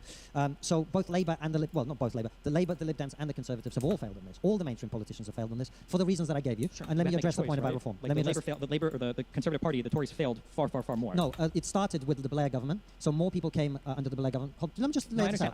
We're going Boris wave after. It seems like the Tories failed hardcore. They both failed in exactly the same way. Okay, so you would say as of right now, if you could flip a coin and have the Tories continue, okay, versus the Labour government, that they would both perform the same on immigration? I think it's probably very likely similar, yeah, absolutely. How would we feel that way? What's the evidence of that? Sorry? What would be why would we feel that way? What would we look to in reality that would inform that? I think the numbers were going to go down happen, I in charge. know. I don't think the numbers this year have I come mean, down the because UK the Labour is government was coming in. I think pretty- they were likely to come down anyway. They can be pretty my point is something retarded else. there, Immigration man. under both governments is way too high, particularly given its cumulative impact over time. But your point about a few Tories defecting to reform, it's not all these Tories. It's like 3 or 4 people in terms of the MPs. They were all people who would have been pretty hawkish about immigration, and when they were in power, tried to do something about it and were prevented from doing anything about it by their own party, which is why they're now moving to reform. So yeah, I voted. I think I voted for the party I voted most for in my life are the Liberal Democrats. Second most would be Labour. I think I might have voted. Yeah, I think I voted Conservative once, and yeah, I've never voted Reform. So. Okay, I guess when I look at, so here's a question, I guess, when it comes to the immigration thing. Let's say that for the next 5 years, we could float this idea of capping immigration at 30 or 40,000 per year to the UK, but it would mean, I won't say severe, but somewhat of a degradation or continued degradation of the services that the NHS provides, and then an increase in the cost of education, that the costs are going to continue to go up, but we can cut the amount of immigrants coming in as a result of that. Do you think that's a trade? Is it a trade that you would support, and do you think it's a trade that most British people would support? I definitely think it's a trade that most British people would support, but I also don't think that that is actually what would happen. I mean, first of all, given the decline in birth rates that we are now seeing, schools are shutting anyway, so you don't need foreign teachers to teach British children. That's not really happening. In terms of foreign students for money, right? Hold on, but you mean for universities? Yeah. Yeah, I mean, foreign students are coming in and paying fees and then going back to their country. I think it's totally fine. I've got no problem with that. We're exporting a British service. No issue with that at all. But in terms of the NHS, I do think it would have a short-term impact on the NHS, but we have to train British people to do those jobs, inevitably so. And that short-term impact will be disruptive, but it will be worth it. But my broader point to you about mass immigration beyond specific shortages in specific industries, which, by the way, are exaggerated. You've got to remember, right, in what is effectively a market economy, when you have a shortage of labor, what that does is increases the wages that people are willing to offer people to do those jobs, and that then creates more people who come in and do those jobs. But it also increases the cost of those services, yeah, right? of course, but because British people are being paid properly to do those jobs, to me, that's a trade-off that's perfectly worth it. The cost will ultimately rise more than there will be a concentrated industry that might be paid a little bit better, but the cost overall of the things but like the NHS wages would for increase. British people will go up. Gay which will voting help them to population be has been able very to afford other retarded for things the that they last want, right? decade. I am They're perfectly making a happy good case for for getting rid of English British vaccine, going back to doctors to be paid full-blown better. Do you agree with monarchy. that? I think the question would be, is it worth the time to trade-off of let the King degradation of Charles call the NHS shots. services? Which is what I would don't happen. know that it would lead to long term. I think short term, of course, it would be disruptive. I don't think long term it would lead to a degradation of NHS services at all. You would I have think the last a I checked highly it- paid workforce of British people who are trained in this country to be doctors and nurses. I think that would be incredible, and that's what we should be aiming for. But the broader point I'm making to you is take the NHS and other shortages that you might create in this way out of it. The bulk of the people who've come over the last 30 years are By my bush?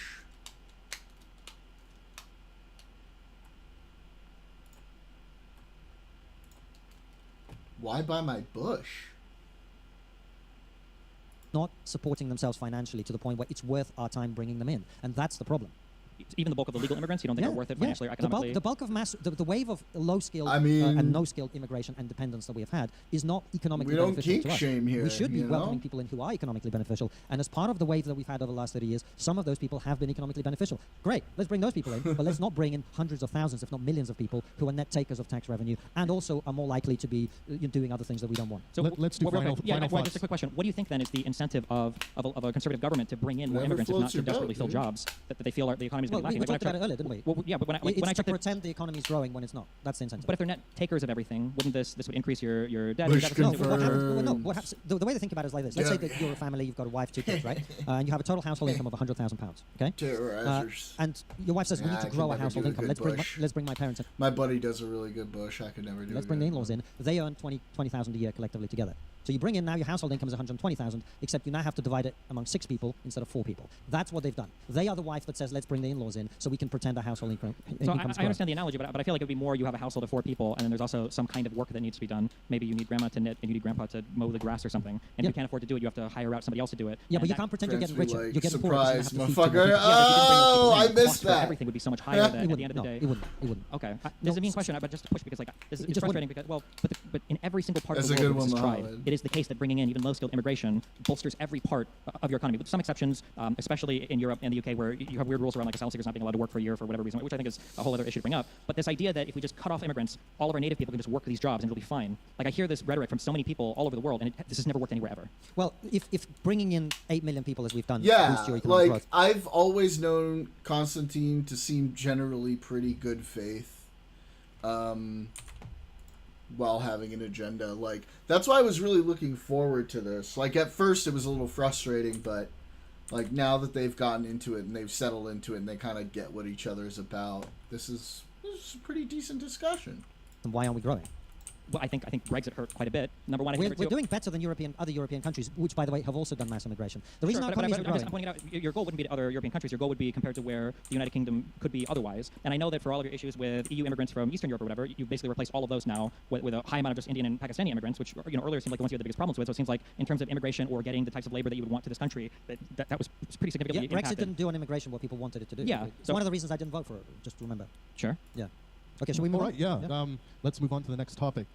Is Trump's approach to political issues dictatorial or reflective of democratic consensus?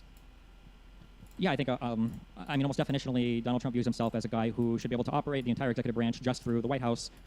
There's a number of examples of this. I mean, we can run through any of these. I'm not entirely sure what your position would be on this. I'd be surprised if it was anything different, but yeah, you can tell me. Or I can define more things or whatever if that would make you comfortable first, I guess. Well, yeah, maybe you can define dictatorial for us, actually. Sure. So when I think of dictator, I think of single man kind of rule, where interrupts, there's a so single you person who didn't feels really like they do have it. more Konstantin also, legitimacy. yes, Well, I say that yeah. the government, but he would be the That's why so I would say the examples- two of them really just kind of had to get used to each other's styles at first before it was going to be productive. This are the way that Donald Trump treats his Supreme Court. I would say that the way that he's Stephen, I'm sorry to interrupt. Just define. I just couldn't quite hear it. So Sure. it's a single person who feels he has more legitimacy. more can enact power through his will alone, basically. His will Hey, alone. Daniel! So he doesn't have to follow the law. He feels like he's above the law. He's Yeah. above the law. He feels or he's acting like somebody in the audience might feel like they're above the law, but it doesn't make them a dictator, right? No, but it would make him dictatorial. If someone in the audience thinks they're above the law, that would mean they're dictatorial. Yeah, it would be a dictatorial personality. They might not be a dictator because they don't have the power to be a dictator. Okay. And if someone is, say, the president, and they can be voted out, and they will be voted out, would they still be considered dictatorial? Yeah, they could be dictatorial. Yeah, of course. Even if they can be voted out? Yes. Yes, because it's the Yeah. To me, a dictator is someone who just basically no, retains power. dictator is not the If you can same be as voted out, how can being you be a dictator? dictatorial. Well, I mean, you have some people who will change their voting systems in order to be elected over and over Like again. Vladimir Putin, fair. Sure. So Or Evo Putin is a Morales, dictator. or yeah. sure, yeah. But if you can be Yeah, voted Putin's out, well, hang freely on, and hang on, Konstantin. So the point that he's making is, I'm talking to him like he's right here. The point that he's making is not that he is a dictator at this point. The point that he's making is that his actions are dictatorial, and like if he reasonably had the opportunity to be one, he probably would. And he acts in a way where, like, he believes he has the right to just do things as he pleases. Fair election. Yeah,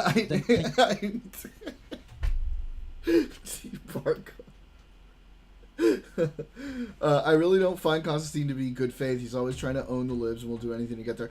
Yeah, I mean, in like conversation, in like his pieces where he's just sitting there talking to the camera, sure. But like in face-to-face conversations, he generally, I find him to be decently good faith.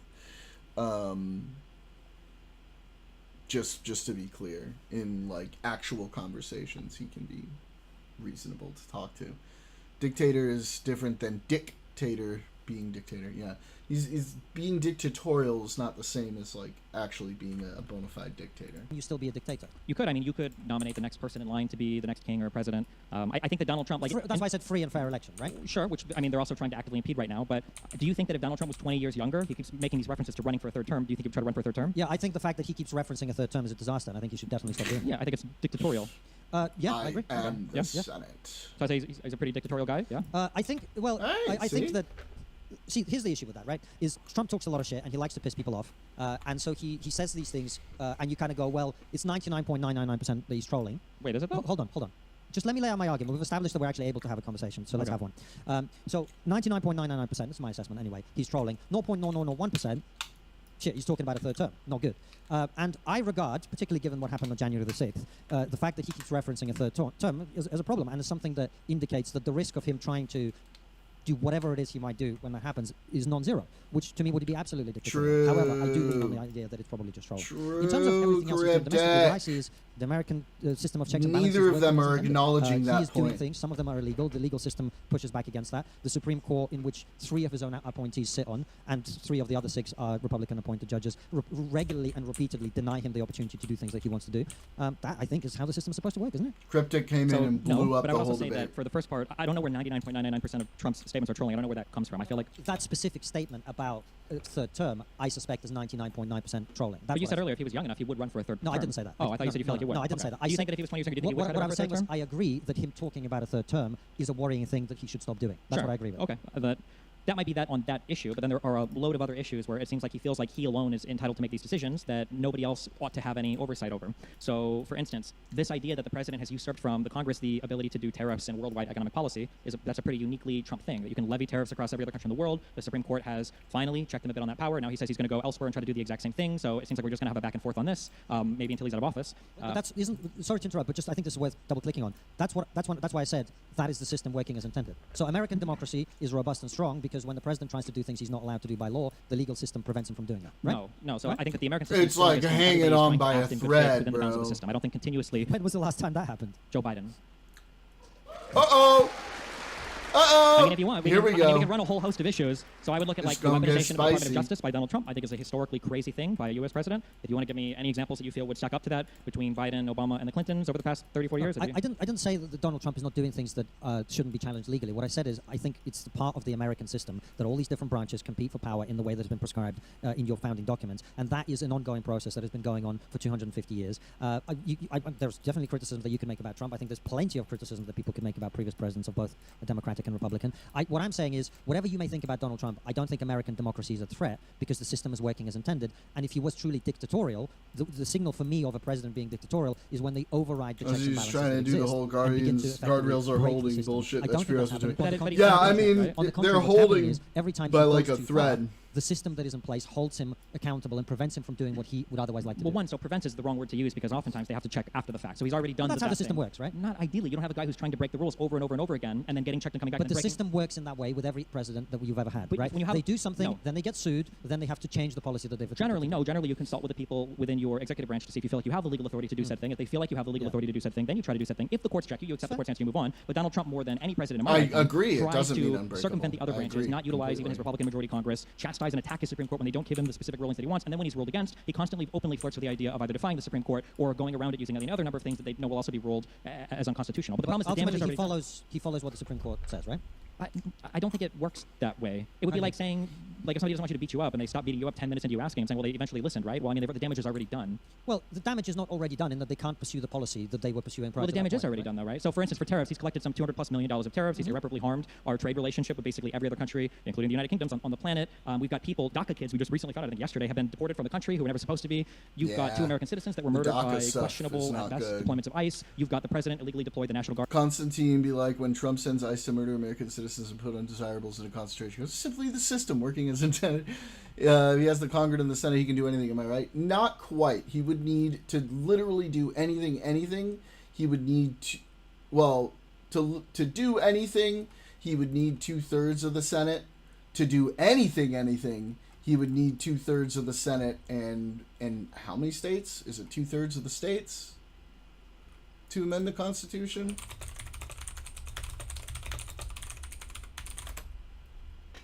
38, 3/4 of the states. Or to military to states like California, like the damage is already done on that. The court eventually says, hey, you weren't allowed to do that. And Donald Trump goes, oh, cool, I'll find another way to get around this in the future. I don't think, especially an executive, which is the scariest thing because the executive is the guy who's supposed to enforce the laws, him continually skirting or going over these guidelines over and over again in so many historically unique ways, and then saying, well, eventually the court said, hey, that thing that you did 2 years ago that you've already politically and financially benefited from, you weren't allowed to do that. I don't think that's a good system. I feel like it's a dictatorial guy. Well, his father's name is Vadim. Look, it's not for me to comment on whether... I will not have us besmirching the name Vadim when we have our amazing election Vadim who would bring up Pennsylvania whenever we needed him to. Okay, that's the real Vadim to me. That the American system of division of power is good or bad. It is what it is. And what I'm saying is that system seems to me to be standing up pretty well on balance. Doesn't mean that there aren't individual things that you might not agree with. For example, I don't want to speak about America because it's not my country. It's not I don't vote in America. I don't live there. I visit a lot and I like it, but it doesn't mean that I get to sort of say, but if Britain was deporting people to a third country without due process, I would be against that, right? So you can deduce from that how I feel about the United States doing that. I would be totally against that. However, there is a system of checks and balances in the US, which is when the president does something, or anyone does something which is found to be illegal, you have to go through the courts. And the question for me is, has America become a dictatorship? Vadim, show me Pennsylvania. Have all the tendencies they in want. the Congress, same as state America representatives. There's 2 houses of Congress. You have the House of Representatives and you have the Senate. Every state gets 2 senators. However, the amount of people for each state in the House of Representatives is based on the population of the state. Leader is able to do whatever he wants and ignore the law. I don't believe that's happening. Senators have more power. And is America in a position where its leader will not democratically and are generally allow the next elected... more reasonable than people in the House of Representatives. There's a lot of fucking crazy ass people in the House. Freely elected person to take power. Is America in a position where that's not going to happen? I don't think that's the case either. I think power will be handed over peacefully and democratically, and I think the President of the United States is not unrestricted by the law in terms of what he's able to do. So to me, that's a reassuring thing. Do you think a dictator thing is only bad at the very microsecond it becomes a dictator, or do you think that all of the steps leading up to it are maybe cause for concern? Because when we say that there will be free and fair elections, I'm fairly certain that that's the case, but you have the president right now weaponizing his Department of Justice to attack states to look for evidence of fraud in the 2020 election. A case that he's lost in front of courts and to the public and to his own prior administration over and over again. Or you've got the president of the United States who's already benefited financially massively. The tax department has from collecting. I want to speak about America. Proceeds to speak about how America. And he's continuing not to do America in every show. Against him there. Insofar as being able to break the laws or whatever, you have a president who has now been granted immunity from committing all crimes as a result of a bizarro Supreme Court ruling. So in a way, that's a uniquely new thing that Donald Trump has been granted, the ability that once he commits a crime, it can never be questioned or talked about because he's the president of the United States. So I mean, in some ways, he literally is committing crimes or he can commit crimes that he can't be ever held accountable for because of new precedents that have been created to protect him as the president of the United States. Sorry, what were your questions? You made, I think, 3 questions. So basically, I think that the idea that he's not a dictator yet, because we might have the next free and fair election, when it seems like every part of his administration is through multiple vectors trying to attack free and fair elections to say, well, as long as the courts, eventually course correct, that it's not a dictatorial thing. I just think it's a very naive reading of how democracies can fail. Well, that I don't. Sorry. In terms of the, just say that last bit again. I think that a guy who is in bad faith attacking all of your democratic norms as the executive is a uniquely scary thing. And the U.S. will call it a constitutional crisis. That's a uniquely scary thing. And Donald Trump has shown a penchant for a willingness to do this over and over and over again. And just because he's not at the point where I am a dictator, angling himself and doing everything he can to get to that point, I think that interim period. Finding a dictator was on my bingo list 26. Just thinking how the motherfucker does talk about U.S. politics. Leader of any country. I think well, UK as well. It's somewhat humorous to some people, but I genuinely believe that there are good and bad sides to every person and every decision and so on. So there's plenty to criticize every leader of every country for. President Trump is no exception to that. There's lots of things I don't agree with him on. There's lots of things I agree with him on, as with every other person. But to me, words are important because they have certain definitions. You don't say that someone is pregnant. To me, words are important because they have someone a dictator certain definitions. Konstantin, Kisin, ladies and gentlemen. To a prison in a country to which they've never been. is not something I want the leader of my country to do. That is not something I want the leader of my country to do. And that is something that I would want the judicial Constantine system would of simply my country stick to to only challenge the talking leader on about doing and prevent them from UK doing in the politics. future. I wouldn't be so That's my annoyed. view on it. But he milks U.S. politics for content to do culture war slop. Yeah, I should add it to my... Let me add it to my notepad along with Lauren Boebert's definition of inflation.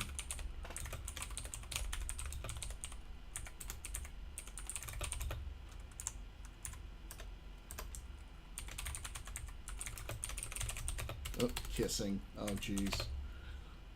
Me, words are important because they have certain definitions.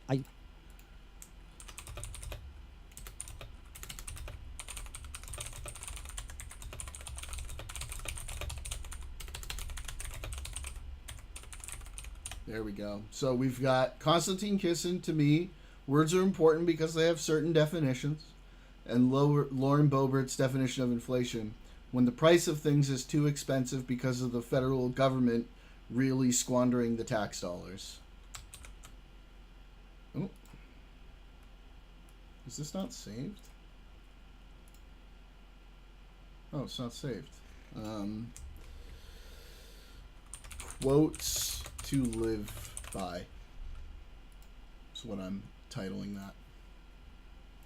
You don't say that someone is pregnant until they've actually become pregnant. In the same way, I wouldn't call someone a dictator until they are a dictator. That does not mean that you can't say, well, deporting people to a prison in a country to which they've never been is not something I want the leader of my country to do. That is not something I want the leader of my country to do. And that is something that I would want the judicial system of my country to challenge the leader on doing and prevent them from doing in the future. Repeat which one, Mohammed? Both of them? Or the title of the... I called it Quotes to Live By. You've got Lauren Boebert's definition of inflation, which is when the price of things is too expensive because of the federal government really squandering the tax dollars. And then Konstantin Kisin's quote, to me, words are important because they have certain definitions. That's my view on it. Do you think that Donald Trump is uniquely dictatorial in his search for power in the United States? And then if your answer to that is no, in what ways are Joe Biden or Barack Obama or Bill Clinton, in what ways did they test the power of the executive in the ways that Donald Trump has? Konstantin? Maybe using the example of the weaponization of the Department of Justice. Truthfully, I just don't know enough about... Words are important. To me, words are important because they have certain definitions. Oh, you were saying to Konstantin. Okay, let me back it up. Jeez. To do. That is not, they've never been. You can't call someone. Don't say that someone is pregnant for President Trump petition. It is word criticism. Everything you can for no. Just say that last bit again. I think that a guy who is in bad faith attacking all of your democratic norms as the executive is a uniquely scary thing. In the U.S. we call it a constitutional crisis. That's a uniquely scary thing, and Donald Trump has shown a penchant for a willingness to do this over and over and over again. And just because he's not at the point where I am a dictator, angling himself and doing everything he can to get to that point, I think that interim period is worth criticizing. I'm not against criticizing any president or prime minister or leader of any country. I think, it was somewhat humorous to some people, but I genuinely believe that there are good and bad sides to every person and every decision and so on. So there's plenty to criticize every leader of every country for. President Trump is no exception to that. There's lots of things I don't agree with him on. There's lots of things I agree with him on, as with every other person.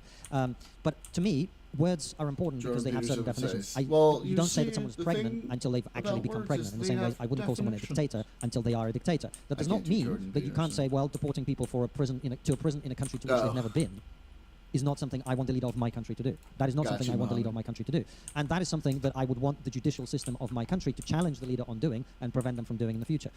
That's my view on it. Do you think that Donald Trump is uniquely dictatorial in his search for power in the United States? And then if your answer to that is no, in what ways are Joe Biden or Barack Obama or Bill Clinton, in what ways did they test the power of the executive in the ways that Donald Trump has? Maybe using the example of the weaponization of the Department of Justice. Truthfully, I just don't know enough about all the history of the American presidents to be able to make a good comparison between all of them. So I just can't say. So are you neutral on that, or do you think it's not that I'm neutral? I'm uninformed about it. No worries. Okay. If I were to tell you that Donald Trump has told his Department of Justice to go after individuals using a prosecutor that he said that he truthed out, that this is a thing that no U.S. president in my lifetime has ever done, would you agree that that's like a uniquely bad way for him to weaponize his Department of Justice? If that is all true, I just don't have enough detail to be able to comment on it properly. I think if you had a Republican here, they'd probably start talking about the fact that the Democrats tried to put Trump in prison, and their view of that would be that is equivalent, right? Sure. I don't know enough about it to say which one of those cases is true. I try not to comment on things I don't know enough about. Okay. But I don't see. I think the conversation we're having here is Donald Trump dictatorial. it's not my impression that he is. And more importantly, how can it be your impression that he's not if you don't have any concept of historically what presidential actions have been? You're totally right.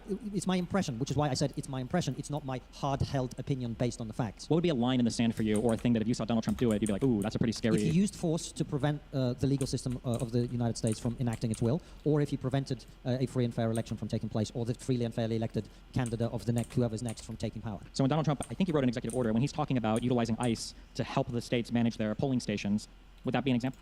Konstantin has a smarmy debate tactic where he will be the most hyper-fixated, most butt-cheek clenching, anal retentive, sphincter snug standard for parsing every word you say. He asks for clarity, he starts to crash out. That sounds like Andrew Wilson as well.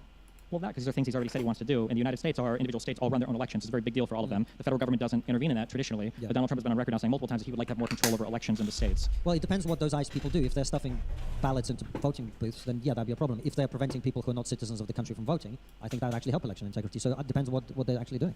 So well, I mean, it's not like Donald Trump is going to say we're going here to prevent people from voting, right?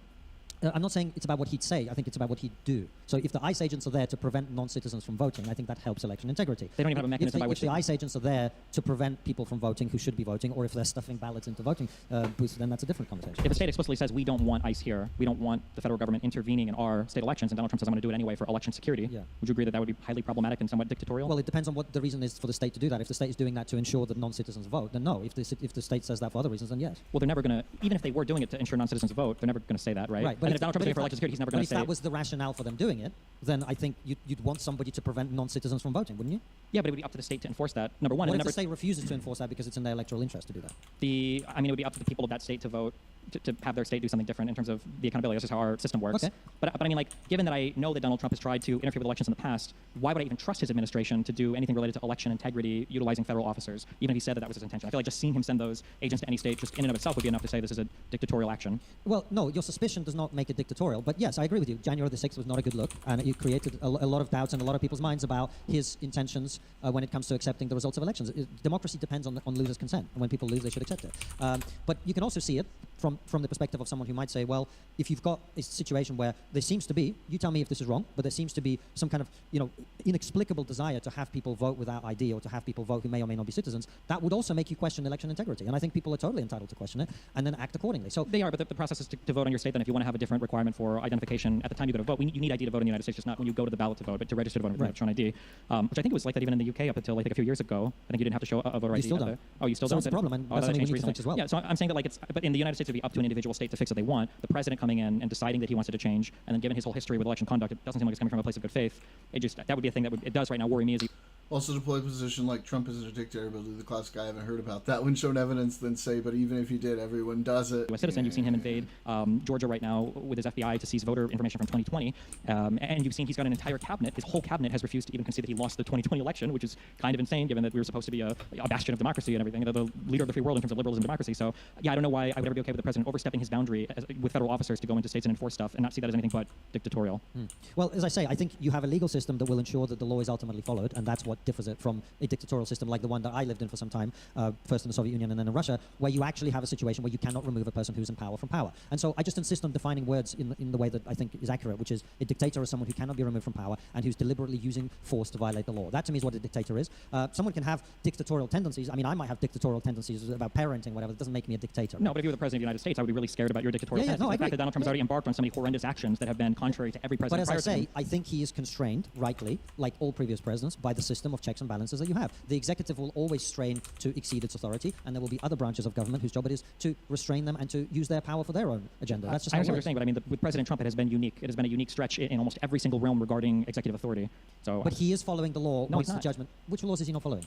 Once the Supreme Court says this is a thing you're not allowed to do, he still carries on doing that thing? No, but if they say that Well, it's not a that's thing what that I'm he's saying. allowed to do, then he broke the law up to that point. Okay, but the moment, but if I don't know, if I'm doing something and I don't know whether I'm allowed to do it or not, Yeah, right? what would happen to you? And someone comes in and says you're not allowed to do this, and I stop doing it, isn't that me? In fact, the system working as intended? No, because what would happen to you if you did that?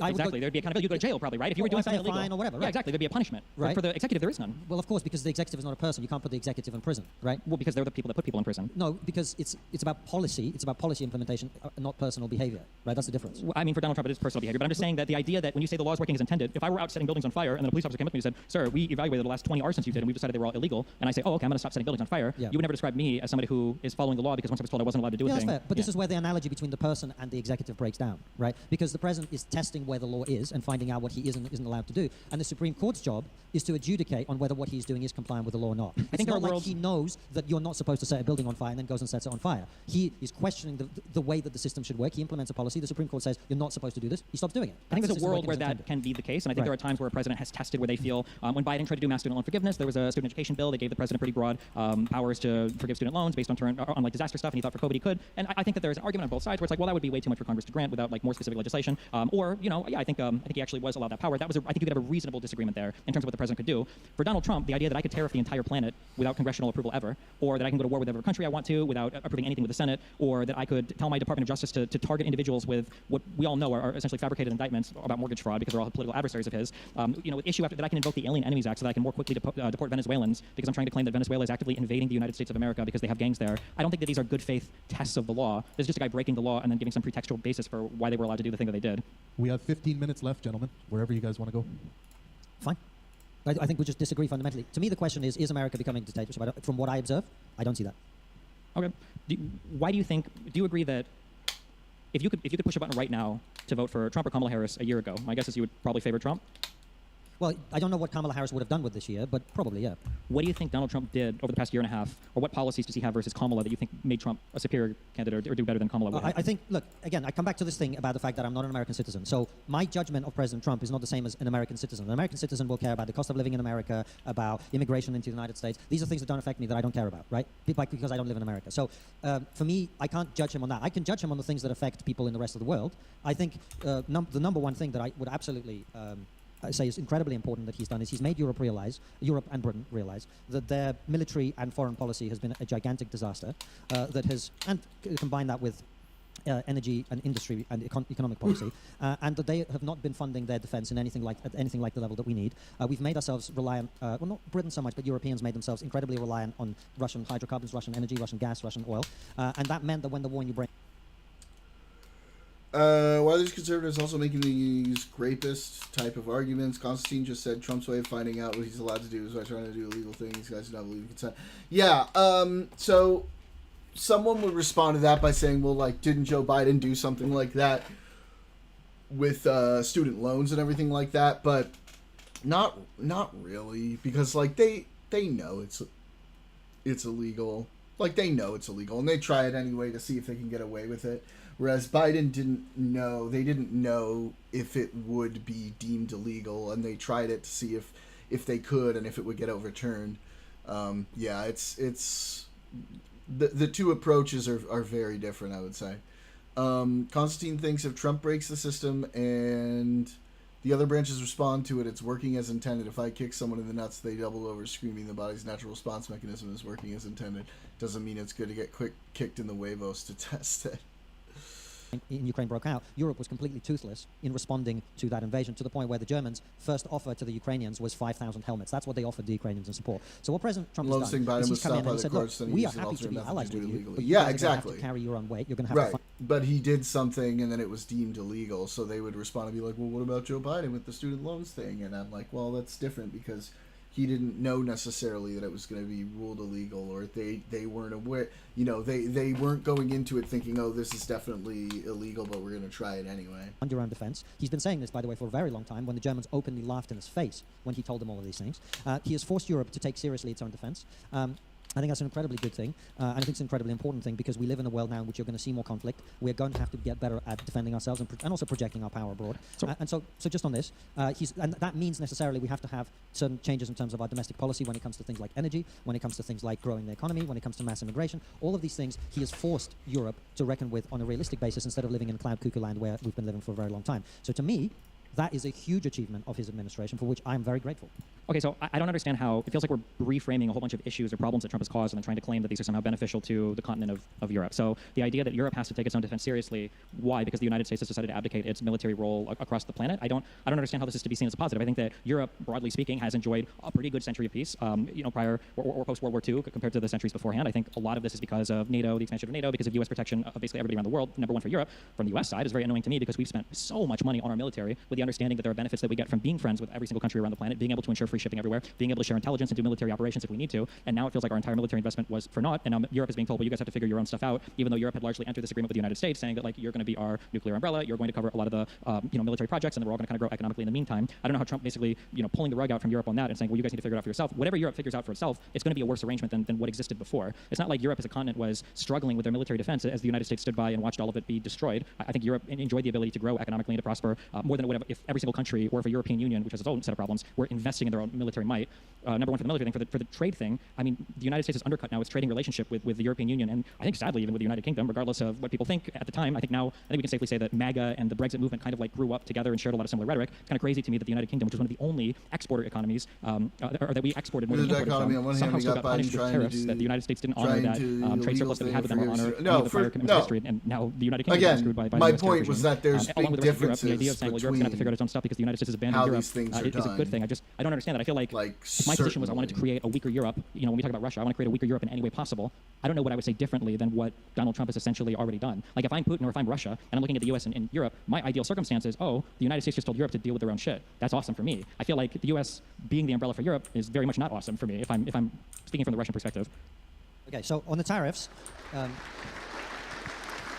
I didn't say anything about tariffs because it's not a policy that, truthfully, I'm not entirely sure whether it's a policy that actually is going to work or not in the way that he claims. So I don't know. It's not instinctively something I'm a massive fan of, but it doesn't mean that it might not work. I don't know. But in terms of your other point about security, the Americans, I don't know if did you catch Marco Rubio's speech that he gave? Yep. Yeah. So he was explicitly saying the exact opposite of what you just said.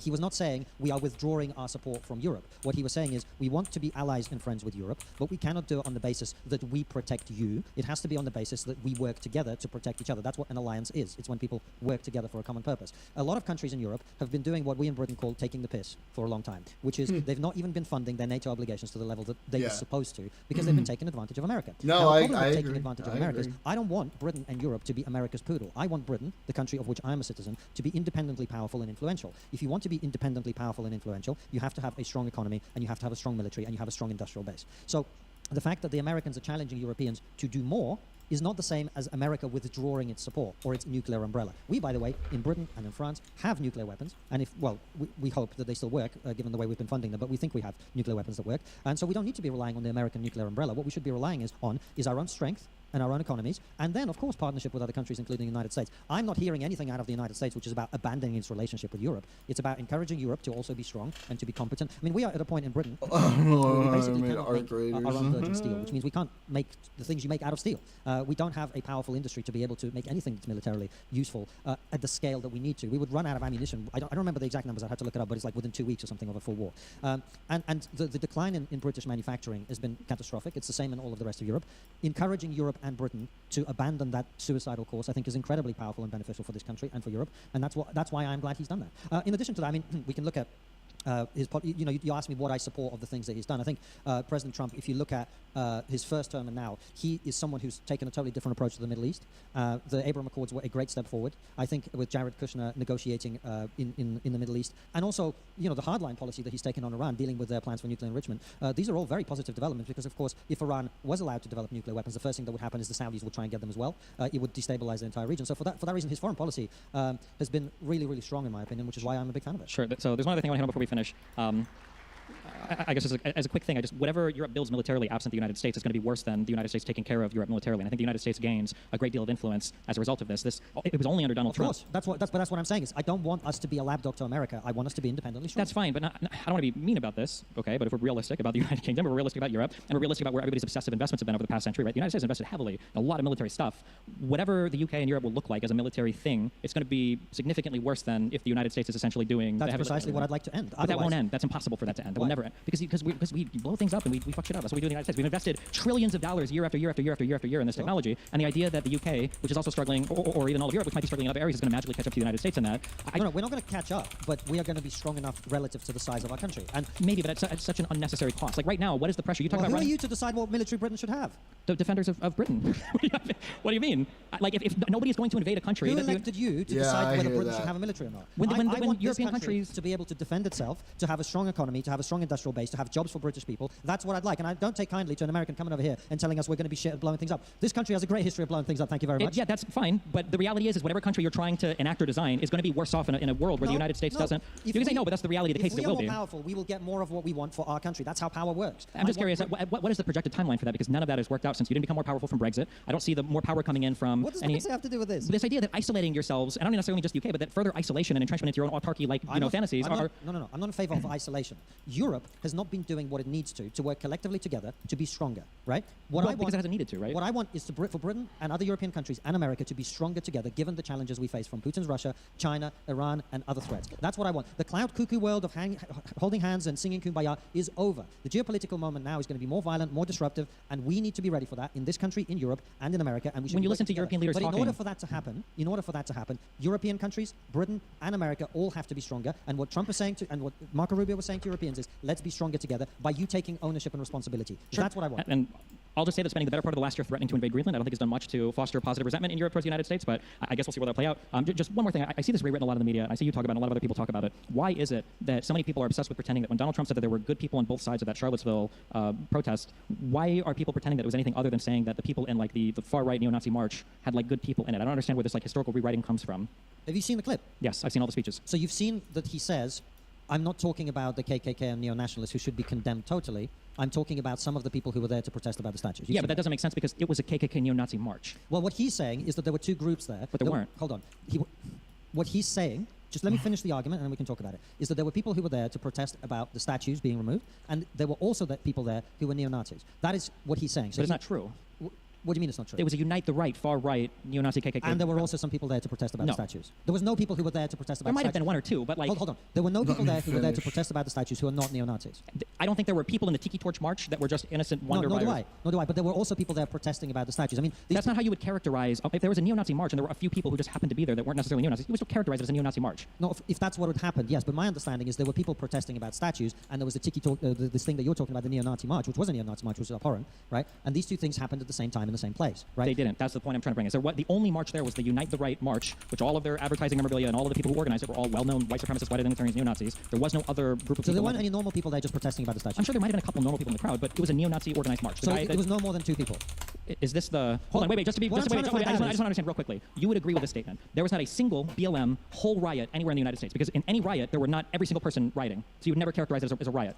No, I'd characterize it as a riot, but if someone said there were also some decent people who just care about social justice, I'd say of course there were. If there was so when we saw the videos of people setting car dealerships on fire and everything, and somebody was like, what do you think about like the riots last night that set fire to the car dealerships? And you're like, well, I think there were some good people there. Wouldn't that be like a really inappropriate thing to say? You say, I condemn the violence. I think it's a horrible thing. Of course, but that isn't what he said. He said, I condemn the people who did the rioting, but we also have to recognize that there were also some people there who were not violent, and that's exactly the... It wasn't about not being violent, it was about being a neo-Nazi who were not neo-Nazis, right. It was a neo-Nazi organized march. But I'm not arguing with you about that point. What I'm saying is what he was saying was that there were some other people. You gave me the BLM example, right? If you said to me there was a BLM riot which burned down a police precinct, but also next to it there were some people standing with placards saying Black Lives Matter who are just decent people, I'd be like, that's fair enough, but the riot is what matters. Yeah, but I wouldn't talk about the people with the placards because I'd probably be asked for a clear comment on how do I feel about the rioting. Well, what he said is there were people there who I condemn, who were the neo-Nazis, and there was the other people. So your argument is, did he defend the KKK and neo-Nazis? I don't think he did that. Every single person that was there that was a neo-Nazi felt like they had been defended by Donald Trump.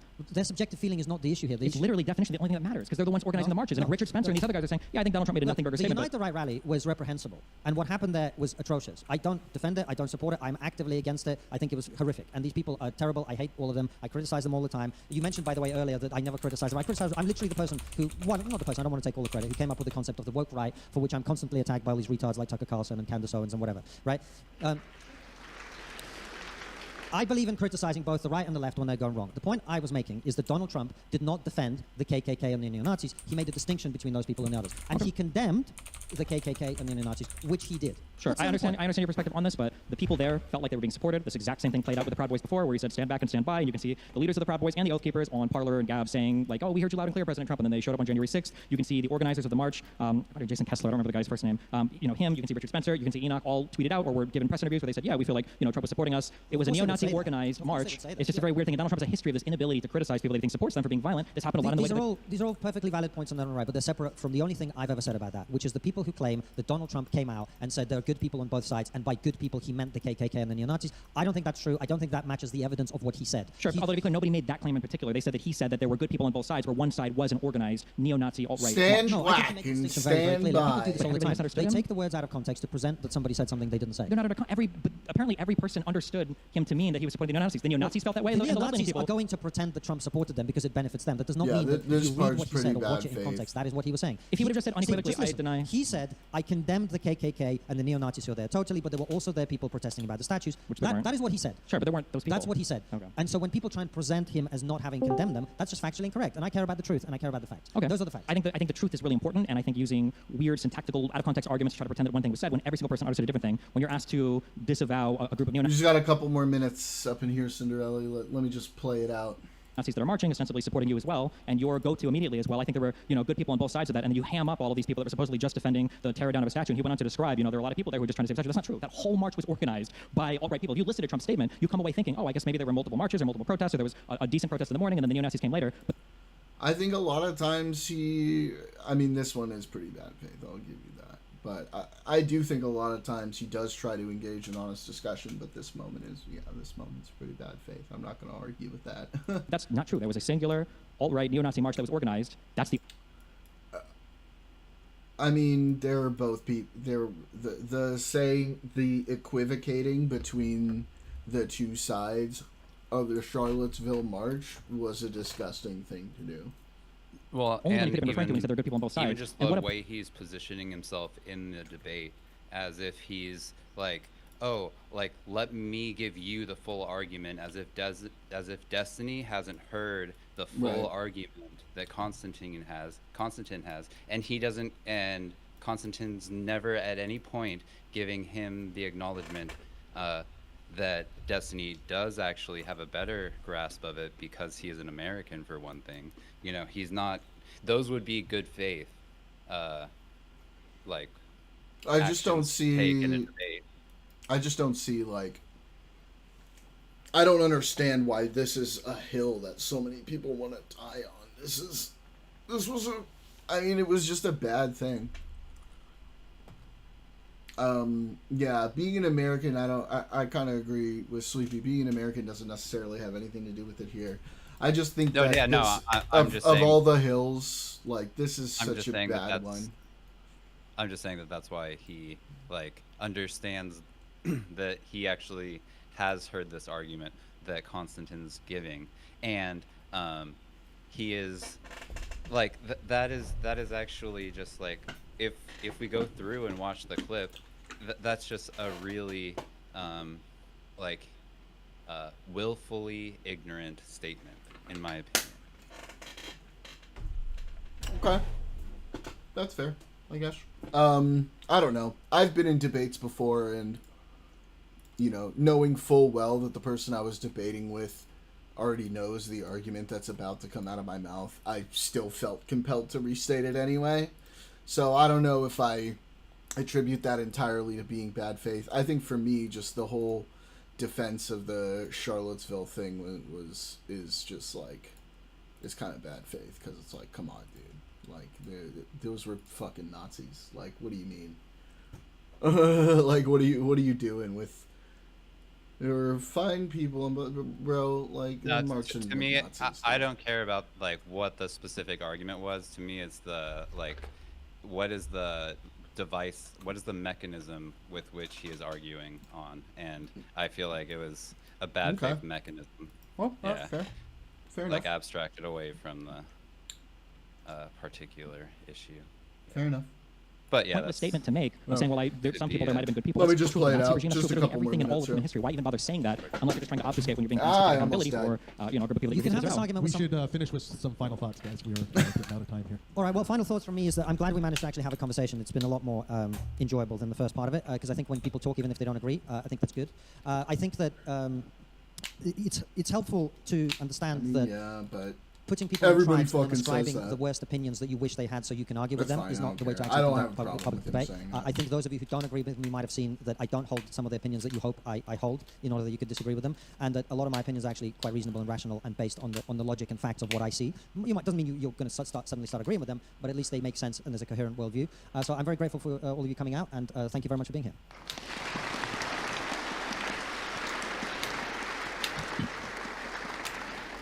I feel like one of the kind of worst tricks that have been played on freedom of speech or debate or conversations over the past 10, 20 years is this concept that as long as two people are chattering at each other or in the direction of an audience, there's some kind of actual dialogue or actual conversation happening. I think that you can look at people who play this game of just asking questions, who don't stake out any real positions in anything. You can find them always leaning in a certain direction, always instigating a certain type of behavior, leading to things like the Southport riots, when somebody like Farage just comes out and lies and says that local British authorities are hiding evidence about Islamic extremism from a Muslim jihadist immigrant, and none of these things end up being true. People develop feelings about them, and then the same situation happens over and over and over and over again. And every single time when the people involved in spreading some misinformation are asked to take some accountability or asked how they feel about the things they've made, it's always the same broad allusion to freedom of speech and good conversations. I think that the arguments that have existed online today relating to the political cultures on both sides, especially the right, mainly the right, are just so unbelievably boring and played out to hear the exact same talking points over and over again about how we need better immigrants, or we need to curb all of this, or wokeism and transgender people are destroying society. And then meanwhile, like the governments that are forming from these people, you guys are starting to have your own MAGA thing in the UK with reform and restore, is just a bunch of empty, hollow promises that just end up destroying the countries, ironically, even more than the perceived threats that they had before. I was promised in the United States that Hispanic people and Muslims were going to destroy my society, and I've got Donald Trump, who I don't even know how many more bombs have dropped in Iran or how many more attacks have gone on, the president of no new wars, who's basically broken every single promise he's made. But the reason why he's been able to do this and get away with it is because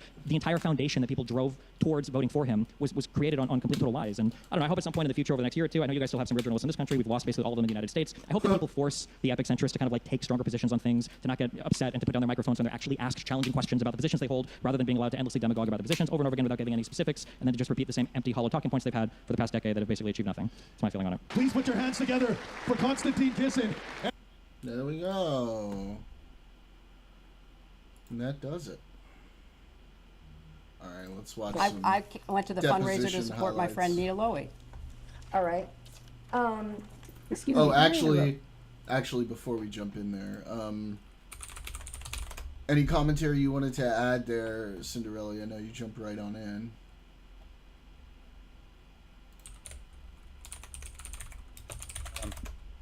I mean, I took a bunch of notes. I do feel like the immigration thing is a really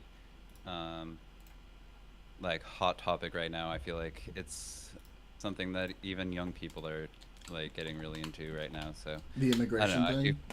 yeah, I kind of want to research more statistics on it so I can better make like the arguments that I feel like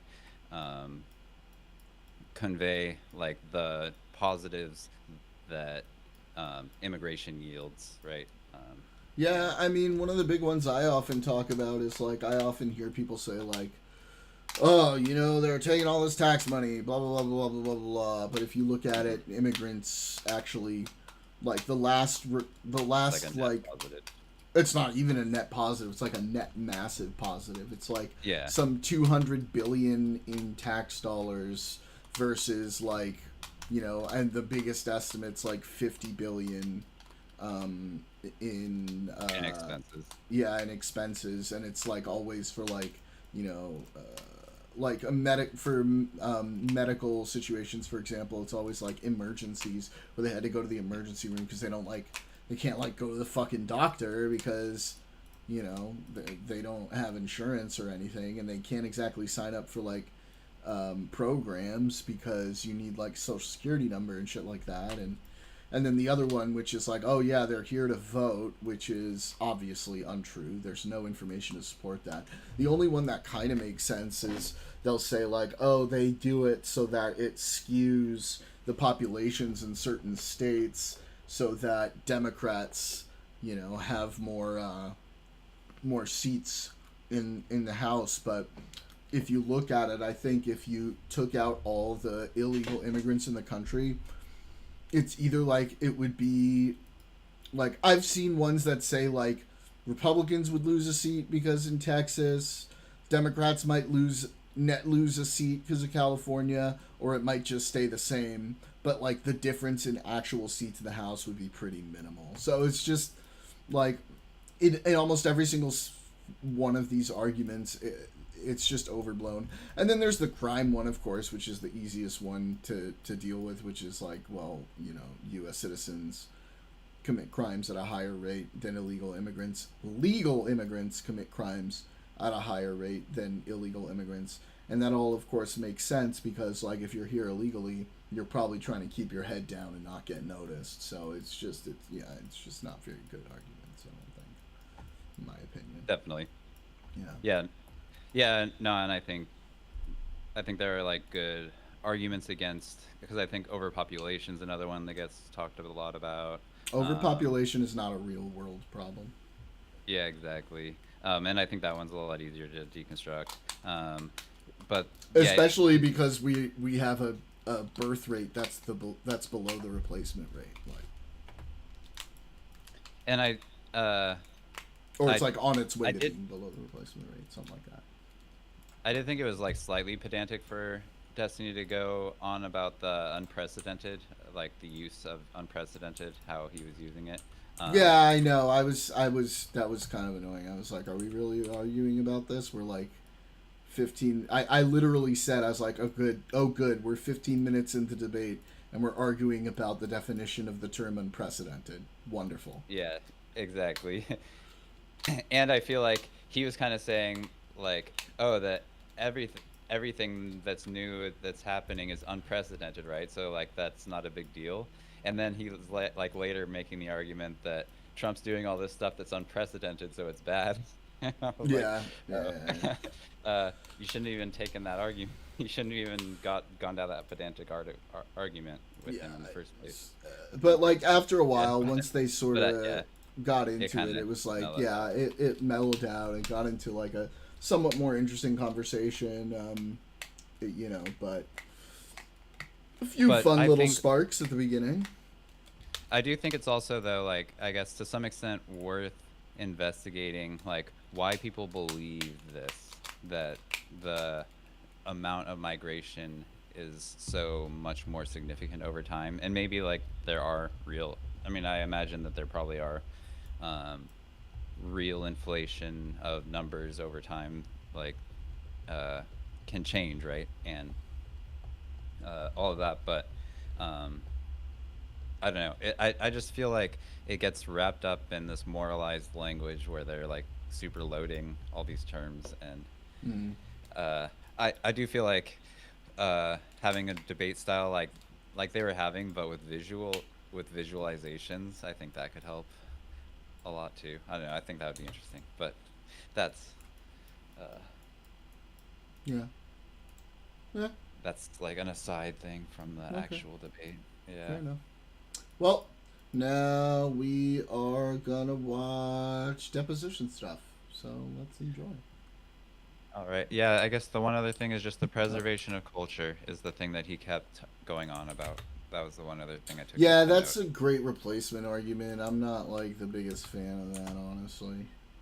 Definitely. But yeah, I don't know. I just feel like it's good to figure out how to deconstruct and counter these arguments. Anyways. Watch Marco Rubio thing from today. I don't think I did. What do you got for me, Cryptic?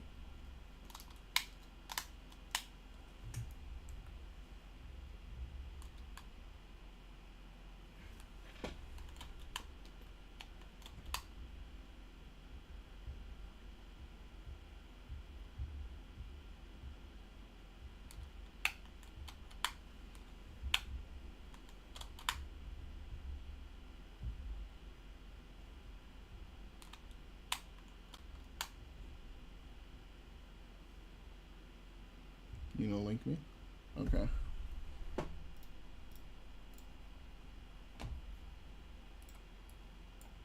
From the bottom. So look, the United States conducted this operation with a very clear goal in mind. I haven't got a chance to see a lot of reporting. I don't understand what the confusion is. Let me explain it to you, and I'll do it once again as clearly as possible. Perhaps you'll report it that way. The United States is conducting an operation to eliminate the threat of Iran's short-range ballistic missiles and the threat posed by their Navy, particularly to naval assets. That is what it is focused on doing right now, and it's doing quite successfully. I'll leave it to the Pentagon and the Department of War to discuss the tactics behind that and the progress that's being made. That is the clear objective of this mission. The second question that's been asked is, why now? Well, there's two reasons why now. The first is it was abundantly clear that if Iran came under attack by anyone, the United States or Israel or anyone, they were going to respond and respond against the United States. The orders had been delegated down to the field commanders. It was automatic, and in fact, it bared to be true, because in fact, within an hour of the initial attack on the leadership compound, the missile forces in the south and in the north, for that matter, had already been activated to launch. In fact, those had already been pre-positioned. The third is the assessment that was made that if we stood and waited for that attack to come first before we hit them, we would suffer much higher casualties. And so the president made the very wise decision. We knew that there was going to be an Israeli action. We knew that that would precipitate an attack against American forces. And we knew that if we didn't preemptively go after them before they launched those attacks, we would suffer higher casualties and perhaps even higher those killed. And then we would all be here answering questions about why we knew that and didn't act. Going back to the purpose. The purpose of this is to destroy that missile capability. Why does Iran want that ballistic missile capability? What they are trying to do and have been trying to do for a very long time is build a conventional weapons capability as a shield where they can hide behind. Meaning, there would come a point where they have so many conventional missiles, so many drones, and it can inflict so much damage that no one can do anything about their nuclear program. That is what they were trying to do, is put themselves in a place of immunity where the damage they could inflict on the region would be so high that no one can do anything about their nuclear program or their nuclear ambitions. They are producing, by some estimates, over 100 of these missiles a month. Compare that to the 6 or 7 interceptors that can be built a month. They can build 100 of these a month, not to mention the thousands of one-way attack drones that they also have. They've been doing this for a very long time, and by the way, they've been doing it under sanction. You see the attacks they're conducting right now? They're attacking airports, they're attacking hotels, they're hitting not just military bases, they're attacking our embassies directly, they're attacking facilities that have nothing to do with war or with military, and that's a weakened Iran. That's in Iran despite years of sanction. Imagine a year from now, or a year and a half from now, the capabilities they would have to inflict damage on us. It's an unacceptable risk, especially in the hands of a regime that's run by radical clerics. The Ayatollah was a radical cleric. That entire regime is led by radical clerics who don't make geopolitical decisions. They make decisions on the basis of theology, their view of theology, which is an apocalyptic one. That has to be taken very seriously as well. So that was the purpose for what this operation is all about. That's what it's focused on. As the president said earlier today, it is on or ahead of schedule. I will defer to the Department of War to discuss the progress being made at a tactical level, but it was the right decision and an important decision for the safety and security of the world.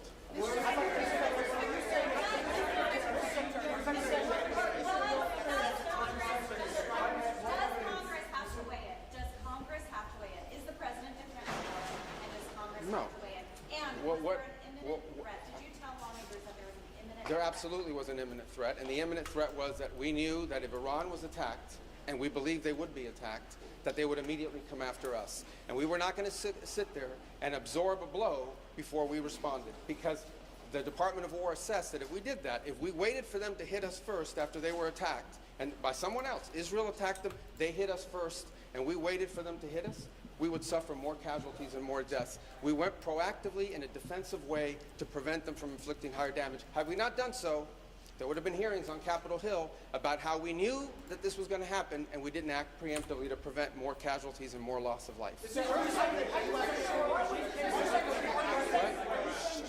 was forced to strike because of an impending Israeli action? No, let me two things I would say. Number one is, no matter what, ultimately this operation needed to happen. That's the question of why now.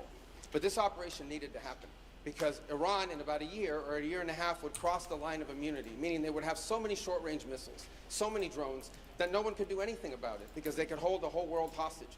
Look at the damage they're doing now. And this is a weakened Iran. Imagine a year from now. So that had to happen. Obviously, we were aware of Israeli intentions and understood what that would mean for us, and we had to be prepared to act as a result of it. But this had to happen no matter what. President Trump said overnight that his top choices to now run with Iran were killed in the strikes. Does the United States have a firm plan for how they intend to handle this power vacuum in Iran to ensure that an Irish warliner does not take power? So two things, and two things can be true. Number one is our mission and our focus is the destruction of their ballistic missile capabilities and their ability to manufacture them, as well as the threat posed by their Navy to global shipping. That's our objective. That said, we would not mind, we would not be heartbroken, and we hope that the Iranian people can overthrow this government and establish a new future for that country. We would love for that to be possible. But the objective of this mission is the destruction of their ballistic missile capabilities and of their naval capabilities. Who's secretary? There is no responsibility, no plan for the U.S. to at least play a role in whatever government comes next? We might. We'll see how circumstances play out. But I'm telling you what the objectives of this operation are. The objectives of this operation are to destroy their ballistic missile capability and make sure they can't rebuild it, and make sure that they can't hide behind that to have a nuclear program. That's the objective of the mission. That said, abundantly clear, we would love for there to be an Iran that's not governed by radical Shia clerics. As I've said, it is indeed going to cause some controversy. Very true. The leadership of that country does not reflect the people of Iran, and I think that's been pretty apparent in the protests that you've seen. If there's something we can do to help them down the road, we'd obviously be open to it, but that's not the objective. The objective of this mission is the destruction of their ballistic missile capability. Regime change has not gone well for the United States. The what now? Regime change has not gone well for the United States for many, many decades. How do you assure the American public that things will not get worse for the next regime that comes in there and replaces the Well, we would love to see this regime be replaced. And ultimately, as the president has said, he calls... No, but let me finish my answer. As the president has said, he would love for the people of Iran to use this as an opportunity to rise up and remove these leaders. They've been wanting to remove them from a long time. We've seen successive waves of protests, and we've seen them slaughter people, okay? But the objective of this mission is to make sure they don't have these weapons that can threaten us and our allies in the region. That's why we're doing what we're doing now. And while we would love to see a new regime, the bottom line is no matter who governs that country a year from now, they're not going to have these ballistic missiles and they're not going to have these drones to threaten us. That's the objective of this mission, is to deny them the ability to use ballistic missiles to threaten their neighbors, to threaten our bases, to threaten our presence in the region, and ultimately as a shield behind which they can do whatever they want with their nuclear weapons ambition.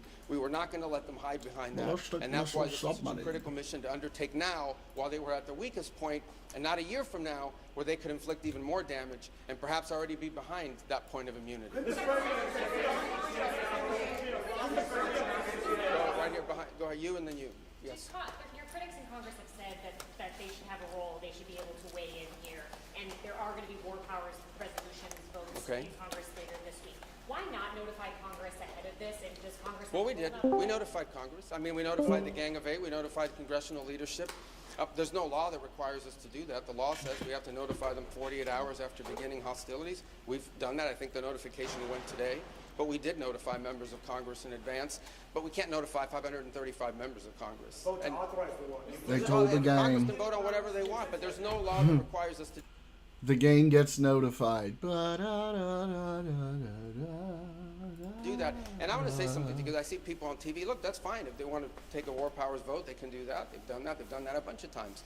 But there's no, people keep saying that there's no law that requires the president to have done anything with regards to this. To begin with, no presidential administration has ever accepted the War Powers Act as constitutional. Not Republican presidents, not Democratic presidents. That said, we have followed the notification at 48 hours. We're here today. I've done more Gang of Eight briefings than I got in the 4 years that Biden was president and I was a member of the Gang of Eight. All of that said, we've complied with the law 100%. And we're going to continue to comply with it. We've done the notification, and we officially to Congress, but we did notify members of Congress. We just can't notify 535 people. That's not possible, but we did the Gang of Eight twice. I briefed them last week, and then I called them the night before the operation. Can you tell us what you know, Mr. Secretary, of the administration knows about the strike on a building in southern Iran that the Iranians are saying was a school, reports of large civilians, including children killed? Yeah, I've seen those reports. I don't have. I would refer you. Someone give my man some water. Question, but I don't want to get it wrong. The Department of War would be investigating that if that was our strike, and I would refer your question to them, and I'll make sure they're aware that you have that question. But we'd like to know. Well, clearly, the United States would not deliberately target a school. Our objectives are missiles, both the ability to manufacture them. Yeah, it was a bad look, but it should be noted, it was a fuck up. It wasn't on purpose. Like, the school was 200 feet away from a military base. The ability to launch them, and the was a one-way big fuck attraction. up, That though. would be our focus, and that's what we would be focused on. We would have no interest and, frankly, no incentive to target civilian infrastructure. The Iranians are, on the other hand, targeting civilian infrastructure. You guys have seen it. I'm sure you've seen it. They're hitting hotels. They're hitting embassies. They're hitting airports. They're hitting oil infrastructure. Well, it'd be very tragic, Iran? but I No, I can't speak to didn't. the details behind it because I just don't have it. It would be a tragic outcome if it's happened. I don't have the details as to what led to it. But what is clear that the United States would not deliberately target a school. They are, on the other hand, deliberately targeting civilians, as you've seen, because you know why? that is They are true. a terroristic regime. They sponsor terrorism and they participate in terrorism. What's your message to Americans who are concerned about rising energy prices given the spiking of oil prices today? Yes, and we knew that going in would be a factor, and so we have a program in place that will begin to be implemented by Secretary Wright, Secretary Yeah, Besson. We talked about I it did last read night. that as Again, well, about this Daniel. program. We talked this morning, and starting tomorrow, you will see us rolling out those phases to try to mitigate against that. Obviously, markets are going to be reacting to news about what's happening. And again, a reminder, think about it, okay? This terroristic regime, led by radical clerics, has the ability, potentially, to shut off 20% of global energy. That's the kind of leverage they have because of their Navy. We're going to destroy their Navy. But there is a plan in place. We anticipated this could be an issue, and Secretary Wright and Besson will begin to roll out those steps starting tomorrow to mitigate against the impact that could have. I got to do this briefing, so I got a couple more.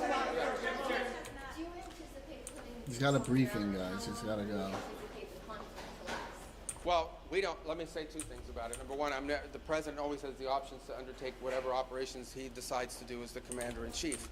That said, we believe the objective that we have set for this mission, which is the destruction of their ballistic missile capabilities, both launch capability and manufacturing. Ballister missile capabilities, guys. Right now, we're not postured for ground forces, but obviously the president has those options. He's never going to rule out anything.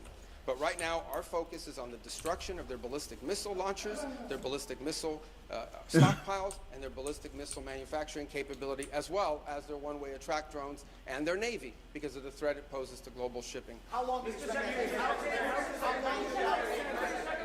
I can only do one more. Right there in the middle. Yes, sir. Diplomatic exchange going on right now between the U.S. and Iran. Any exchanges whatsoever outside of No, not at this time. I mean, look, you always have people that reach out from inside of governments. You don't know if they're authorized to reach out or not. They're suffering a tremendous amount of damage. Honestly, again, I'm not going to give away the details of our tactical efforts, but the hardest hits are yet to come from the U.S. military. The next phase will be even more punishing on Iran than it is right now. Someone was screaming, how long will it take? I don't know how long it'll take. We have objectives. We will do this as long as it takes to achieve those objectives, and we will achieve those objectives. The world will With a big blunder to be sure, but I don't want to hear people from left just say silent as around. Oh yeah, no, for sure. I agree, Daniel.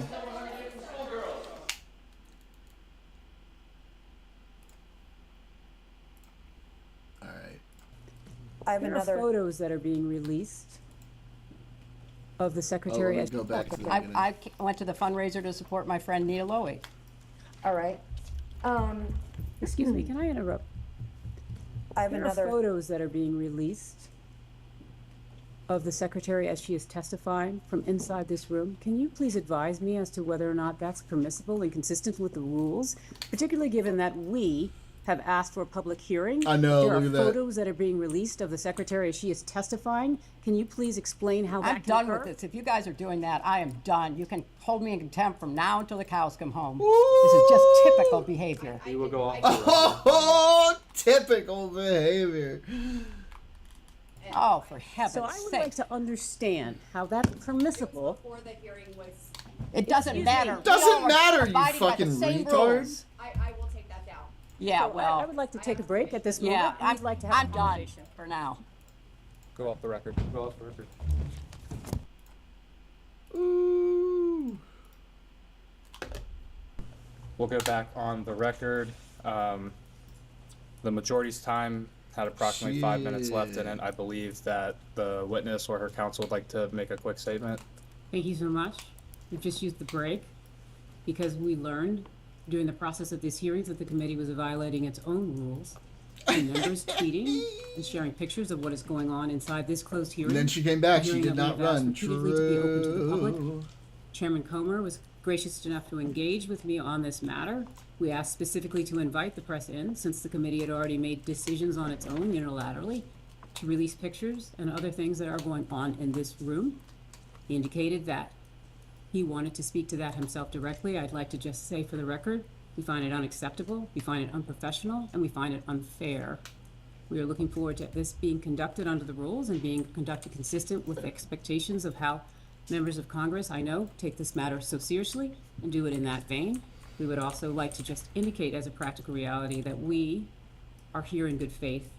We are counting on the good faith of all the members.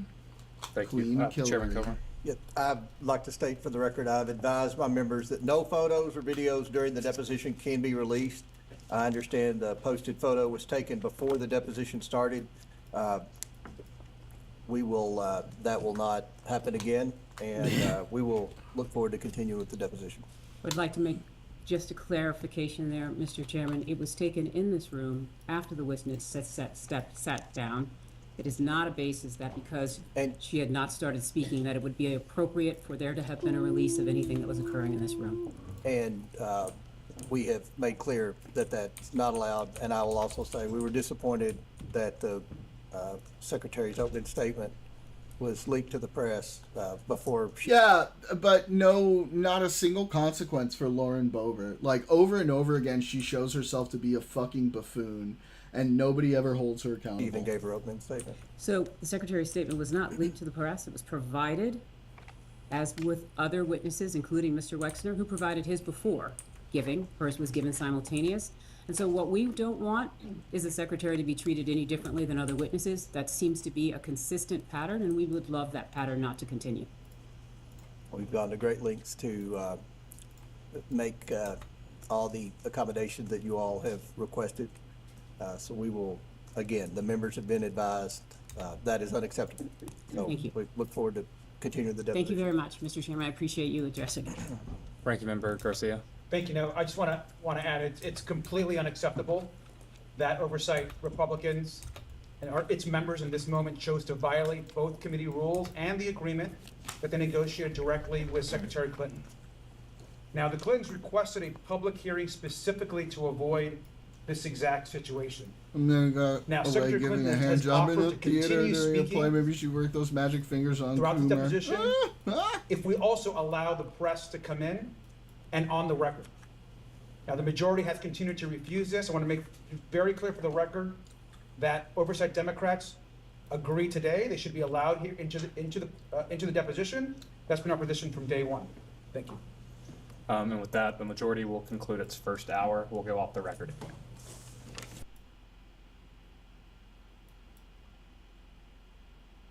We can go back on the record.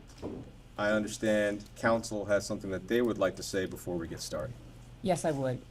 First of all, I'd like to say I appreciate everyone being here today, but I want to start with, we've just learned that there has been a second violation of the promise that the chairman made with respect to no photos being taken in this room during this hearing. As you know, we have asked for and did ask Mr.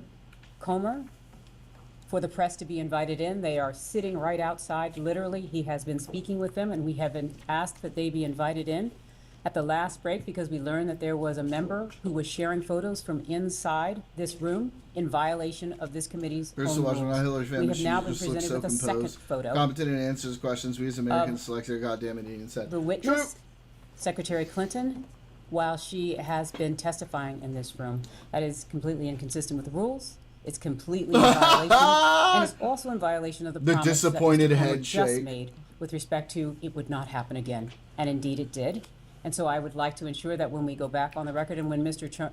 Comer elects to rejoin the room, I note he has left for the record, I would like to be able to ensure that we address that. Or, sorry, he has not left. He's down at the end. There's been a second violation, Mr.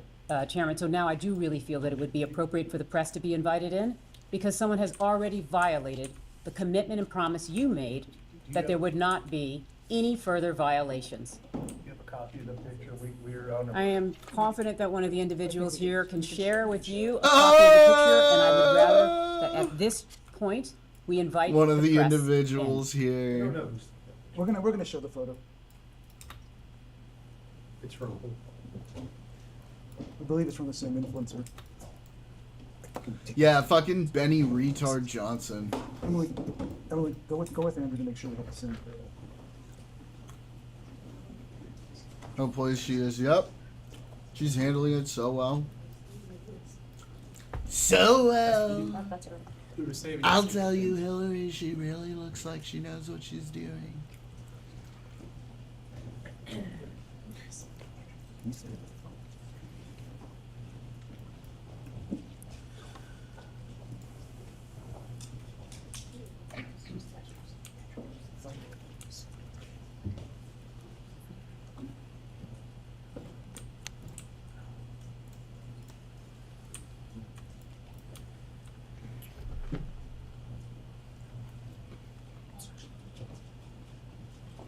Mr. Chairman, will you allow the press in at this Vote time, from the Bill since Clinton there has been a deposition. second violation of your That's clear ridiculous.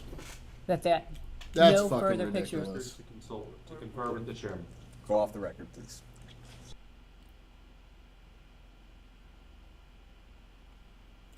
We can go back on the record. Thank you very much. We have examined the second photo that was taken inside this room in violation of the committee's rules. Mr. Chairman, you have indicated that you will assure that that will not happen again. Mr. Chairman, we continue to believe that the remedy for this is to invite the press in at this juncture. We believe that there is no reason not to do so. We recognize that you continue to resist having the press join, but if you would like, we would welcome that. Otherwise, we would welcome no further violations. What was the last part? You would welcome. I know it's hard to hear without amplification. No further violation. No further violation. But I would like to note one thing, if I may. A New York Times reporter tweeted that her dim member in the room, and then she said, you know, that Maxwell was at Chelsea's wedding because she was dating a friend who brought her as a +1 and all that. So there's a Democrat member leaking to the press what's going on in here, according to the Annie Carney. So, Mr. Chairman, thank you so much. I know part of this is always about the tit for tat, and I think that's what we're trying to address. We're here and we're speaking with respect to the witness and what has been a violation of a photo of her inside this room. I'm not trying to get into anybody else's First Amendment rights. When it comes to the photo, please instruct your member to take the photo down until after. I have. Thank you so much. Nothing further. Thank you. Oof.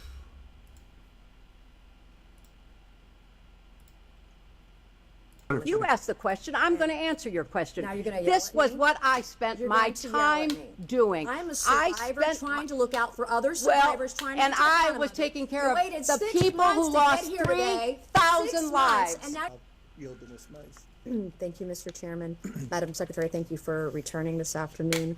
Secretary Clinton, is your husband someone the committee should investigate? My husband will be here tomorrow. You'll have a chance to ask him questions. So my question is your husband is someone this committee should investigate? Asked and answered. Apparently you are. You've subpoenaed him. He's going to be here tomorrow. In your testimony before the break, you discussed why you believe President Trump should testify before our committee due to a, quote, pattern of behavior, end quote. You testified that a pattern of behavior warrants accountability. So I want to make sure I understand your standard correctly. The pattern of behavior you describe includes being held civilly liable, indictments, sexually deviant behavior, correct? Yes. In 1998, your husband was found civilly liable for sexual misconduct with Paula Jones and settled for $850,000. Is that correct? Yes.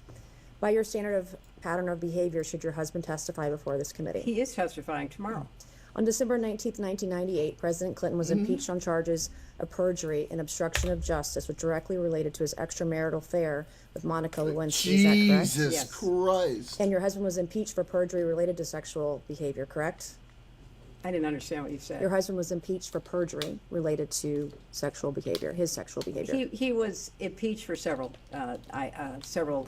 reasons, and then was acquitted in the Senate. And your husband flew on Jeffrey Epstein's plane 17 to 26 times, correct? He made several trips with different legs on the trip, as I recall. But he flew on Jeffrey Epstein's plane Yes, he 17 to did. 26 times. Mhm. Were you aware that Secret Service was dropped on some of those flights? That is not my understanding. Where they were not on some of those flights? That is not my So understanding. your understanding is that Secret Service was on all of the flights that President Clinton was on? That is with my Epstein? understanding. By this standard of behavior, multiple credible accusers, including Juanita Broderick, who alleged rape against your husband was disbarred in Arkansas, lost his law license before the Supreme Court, flew on Epstein's plane dozens of times, visited Epstein's island. That is not true. That is absolutely untrue. Well, there's documentation in the DOJ files. I'm not sure you're aware, your attorneys have told you, but Jeffrey Epstein told one of the victims to lie to investigators, to lie that Bill Clinton was ever on Epstein Island. I can provide that document to you. We would like that document, please. Okay, Yeah, counsel, I can do because that. actually the files say just the opposite. Epstein himself denied he was. These are FBI notes from an interview with a victim, and I can get you the victim number and the case number and the files. These are notes from a 302 If interview. you'd like those, are you going to provide those now? I don't. That's not my line of questioning. She brought it up, but I have a I'm document. I sorry, can give to you're you. making a representation Yeah. as to the facts. I didn't enter anything as an exhibit. But it's factually inaccurate. No, I can give it to you later. I can go find the document, make copies of it, and give it to you this afternoon. Thank you so much. Okay. By your standard of pattern of behavior, according to documents released by the Department of Justice, your husband appears in photos in swimming pools, hot tubs, aboard Jeffrey Epstein's private plane with Epstein. unidentified young women. We came here today Jeffrey Epstein. and told this committee that a pattern of behavior demands accountability, correct? I said that I believe the committee should call anyone who had a substantial pattern and practice of contact with Jeffrey Epstein and his crimes before they came to light. Does that include your husband? And after they came to light. You're going to have a chance to question him tomorrow. So I'll ask you again, by the standard you just set in your own words just now, does this standard apply equally to your husband or only President Trump? I have said that my husband has been subpoenaed. He will appear. He will answer your questions to the best of his ability. But there is no evidence whatsoever of any connection with Jeffrey Epstein's crimes. And I think that that will be obviously apparent in the questioning. What makes you so sure of that then? I mean, he's photographed Objection with... is to speculate on something that's not. Yeah, it is so speculative. I mean, swimming in a pool, sitting in a hot tub, there are millions of people who do that without any improper behavior or certainly committing any crimes. So I Do you think most of uh, the men are like your husband that did anything wrong by were they being surrounded by young women, giving them massages on Jeffrey's private estate or private plane? Are they all innocent then? You know, Just you are because- making assumptions in your questions that have not been proven and I don't believe are provable. Okay. Why did you wait 6 months to have this hearing today or have this testimony? You know, I've answered that. I thought that given the way that other witnesses who were subpoenaed at the same time were being treated, that there was an unfair treatment of both my husband and myself. And I thought that, especially from my perspective, I had very little, if any, information to provide you, and that I could have done it in a sworn statement, and you could have moved on to depose somebody else who might have more information that would be beneficial to your I have two more investigation. questions, then we're going to pass it to Congresswoman Luna. After Jeffrey Epstein was convicted, did it concern you at all that you had taken a substantial amount of money from Jeffrey Epstein? That's an inappropriate assumption. I did not take a substantial amount of money from Jeffrey Epstein. So far as I know, Jeffrey Epstein contributed to the joint committee that was supporting my Senate race. Which was how much? I believe I was told $20,000. And you don't consider $20,000 substantial?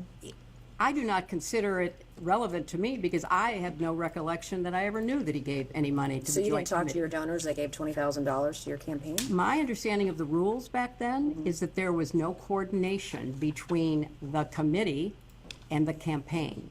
So, no, I have no recollection. But that doesn't of mean you knowing that. can't speak to your donors.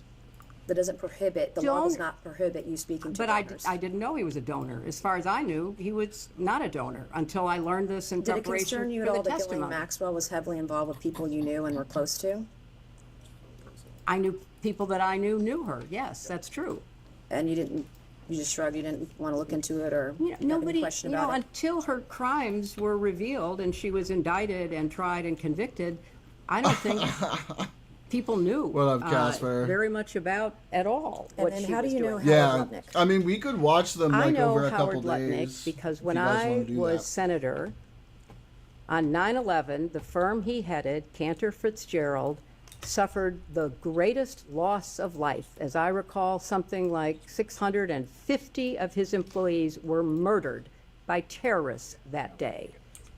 Howard Lutnick missed being a victim because he was delayed dropping know his that. I child asked off him. to You asked kindergarten. You asked the question. I'm going to answer your question. Now you're gonna yell This at was me? what I spent You're my going to yell at time me. doing. I'm a I survivor spent trying to look out for other well, survivors, trying to and get to the I bottom was of it. taking care You of waited the 6 people months who to lost get here today. 3,000 6 months, lives and now you're being at World defiant Trade and Center. indignant today. You asked me I about have met Howard with Epstein Lutnick. survivors. I'm a survivor myself. You have emails. You've denied that Jeffrey Epstein, that you tried to get Jeffrey Epstein to give money to you. I did but not. Howard Lutnick was If used you to have an get email money. with me asking Jeffrey I Epstein have for an money, email from Howard Lutnick sending it to Jeffrey Epstein and his people to raise money for I don't you know about for an event, an intimate event for you at his offices Well, at Cantor Fitzgerald. You're look, going to sit if here you- today if you would and, let me and, finish. and obfuscate and say to this committee, you didn't try to get money from Jeffrey I didn't. Epstein when I there was didn't. an intimate event in an email that Howard Lutnick emailed to Epstein's people and Epstein to get him to come to your intimate event at Cantor Fitzgerald, a very small event. And so I'm not going to public. You want to yell at me, that's fine, but I'll yell right back. Well, okay? I am looking out for it's survivors. very- I'm doing look. the job that you would not do and refuse to do as Secretary of State. Thank you, and I yield back to no, Congresswoman. I'm going to finish answering the question, which I have a right to do. I am very sympathetic to your personal situation. I have read about it. I have seen you testify or speak on the floor about it. And I very much sympathize Damn, with 3.5 not only what you went hours, through, dude. That's but fucking appreciate your effort to crazy. stand up for survivors. I was a senator representing the people who were murdered on 9/11. Nobody lost more people than Howard Lutnick. You can say whatever you want. You can call him and have him appear before the committee. But I knew him as the man who lost the employees that he knew intimately, including his brother.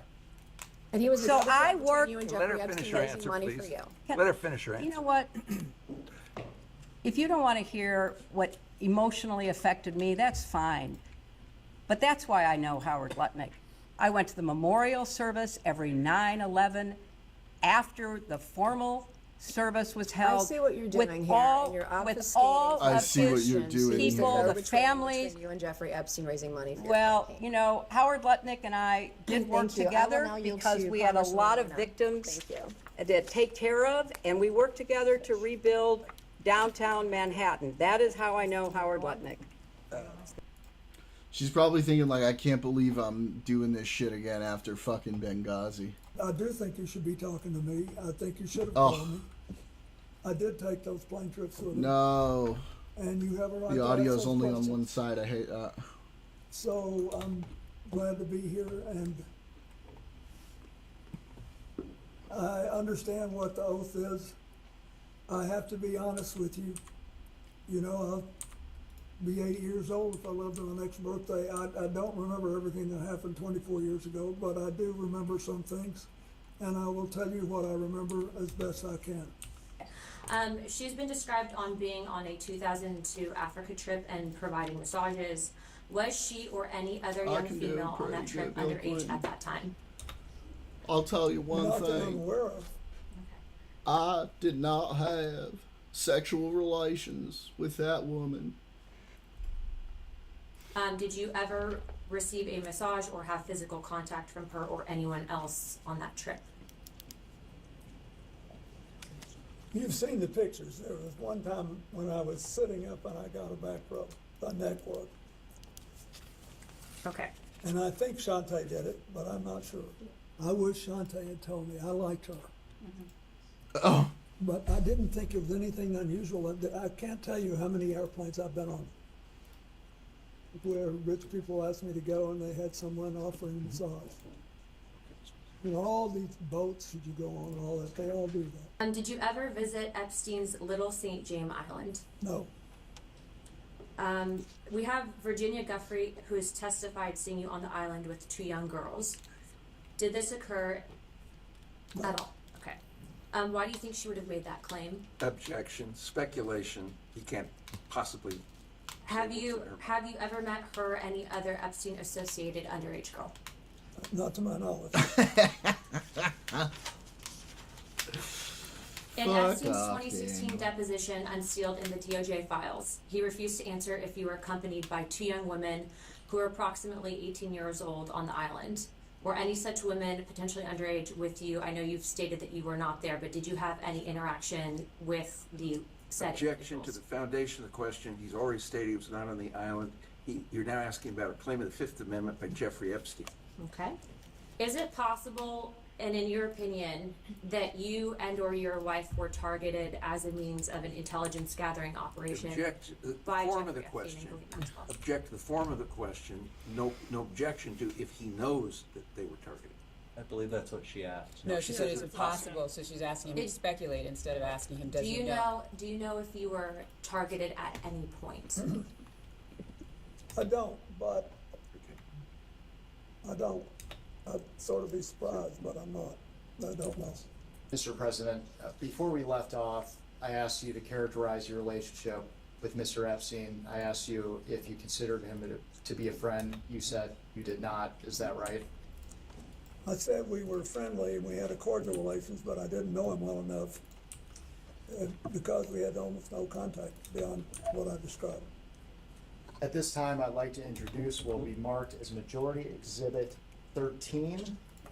And this is Bates marked House Oversight 000126.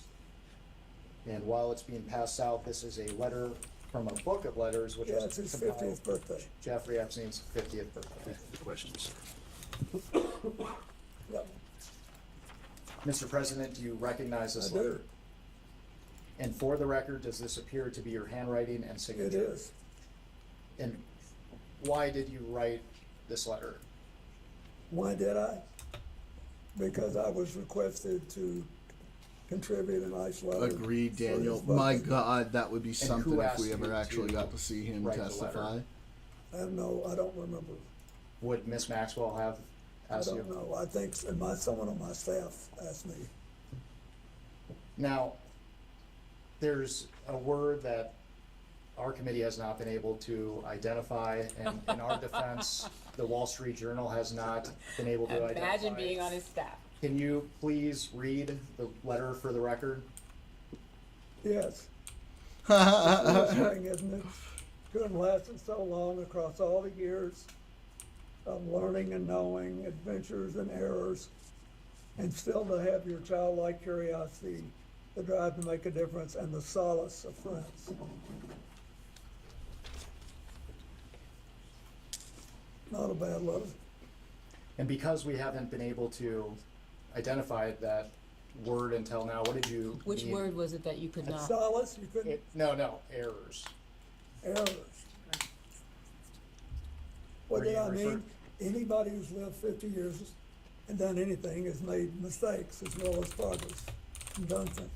But for the record, you weren't referring to errors in judgment that Mr. Epstein had related to his, I don't think so. He's inappropriate just activities old as involving fuck. minors. Absolutely not. I knew nothing about that. But he might, I don't know. We have, as you know, in the files that were released, there were several photos included you, and we have an exhibit here.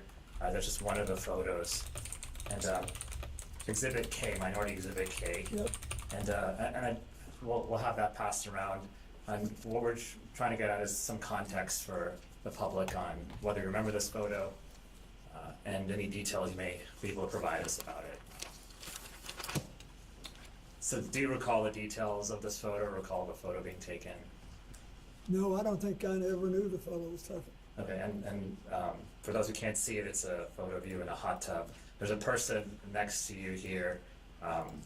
Do you remember where it was taken? Where was it taken? I'm almost sure that this taken, I think there's an adjacent photograph, which you probably have, and that if people saw it, they would feel that someone was trying to con them showing this picture. But anyway, this picture was taken in Brunei. And we flew one night on a trip to Asia, the last very long leg. You said we, is it, who is that including? Well, my TIL team that was working Thank you. on the AIDS issue and Mr. Epstein. Oh was yeah, there, that's true. Miss Maxwell, but anyway, we got to the end of. Well, he's also the end of the Bill, flight and his was voice Brunei. has always been that It's a way. tiny place, but a very wealthy one, and the Sultan of Brunei was a man that I had gotten to know well in my 8 years as president. And his first involvement with international matters was basically to join the Asian Pacific Economic Leaders Conference, which I started and which he attended. And so, and then he was very proud of that, and he hosted, his time came to host it. You know, you do these things in rotation. And it came at either at the very end of my term or maybe the next year. Anyway, he wanted, when he knew I was coming, and he said he wanted to help me with my AIDS initiative, and he invited me to stay there. And he said, I want you to stay at this hotel, and I hope you'll use the pool.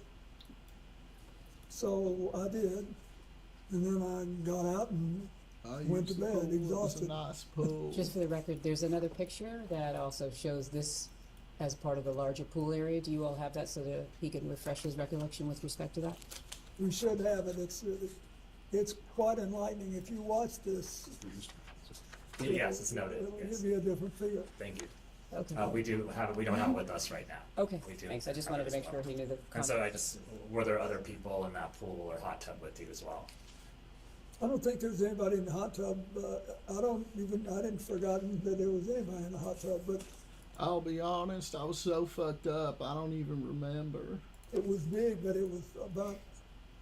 Well, He's asking in the pool It appears area. this photo, there's a girl over here, or there's someone. Yeah, I don't know who that is. But he's also asking in the pool area were there other Yes, individuals? I don't know who that is. Okay, so you don't know? No, and then there were other people in the pool. Okay, so do you remember were they under 18? Would you No. know? No. Were they part of your traveling party, he's asking you? Yes, they were, I think. I think everybody there was part of our party. It was late at night and late-ish, and I also believe that there was a Secret Service agent there at the other end of the pool. Okay, and was this in public? No, it was a hotel room, and the Sultan wanted us to stay there, and the water of this big pool was on the same floor that there were several suites, so we went out, I swam around, I sat in the hot tub for 5 minutes, or whatever it was, and I got up and went to bed. And then I have to ask this, did you engage in any sexual activity No. with this person? Okay, thank you. Mr. President, there's been new information that has come out regarding the autopsy of Mr. Bobert. Epstein. I would just like to ask you personally and directly, do you believe that Jeffrey Epstein killed himself? Oh Unless you my, speculate on how Mr. what if she's such a clown, dude? You can't ask that in a fucking deposition. You're literally asking him to speculate. Epstein died? I'm asking what the president thinks of. So you were asking his opinion? Mr. President, was your friend Jeffrey Epstein Are you suicidal? classifying him as a friend who he has testified that he was has friendly? called him a friend in a Dude, she's such a clown. letter. He said he was friendly, but not, you've asked for his testimony. Mr. President, do you believe that Jeffrey Epstein was suicidal? Do you know? Was he ever She's asking for the suicidal? best of your I understanding. don't know, I only know what the medical finding was. I think maybe he finally got caught, and I don't know. I've accepted it in my own mind, I don't know what happened, Mr. President, what did you accept? That he killed himself or that he did not? but he did, but I don't know. Yes, sir. Thank And you, neither Mr. do you. President. We don't, none of us know, we weren't there. Mr. President, it's been an honor. Thank you. It's, It's again, been it's an from honor. Gmax, Ghislaine Maxwell. Yeah, I read it. We believe, well, it's redacted, we having seen the unredacted files, we believe that the two is to the same email. It says, sorry to hear about the Bellsburg stuff is bad news, even worse, that it may be damaging. You know that one of my pet fears is that in London I am press toxic, so I hope that I never add to your woes in that department. If I hear anything, I will of course let you know. I could not help myself. There was one juicy little tidbit I did let out, the one about what a super stud that you are, and how I have a crush on you, and how you are hung like a horse. And, well, you get the picture. Hope you don't mind. Are you familiar with this email? Are you saying at the time it was sent or in the preparation for this? At the time that it was sent, were you familiar with it? Oh, no. Are you familiar with it before? Yes, it's Okay. now famous. Okay, what can you tell me about your knowledge of this email? So if his knowledge is only from when he was prepared for this hearing, that would have been with his counsel, or is that what are you asking for outside of any preparation for this hearing? Mr. President, do you believe that Mr. Band sent this or received this email? I do. Okay. So, and there's more. Let me go to the next one. Exhibit, which would be number 20.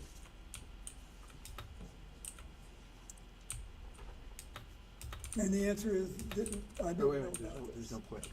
At the time. I would just ask you to clarify whether or not you're asking if he knows about these emails at the time they were sent, or if you're asking whether or not he came to learn about them in the course of preparation, just so that distinction in time is clear.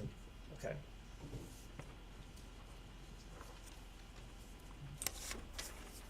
Unbelievable.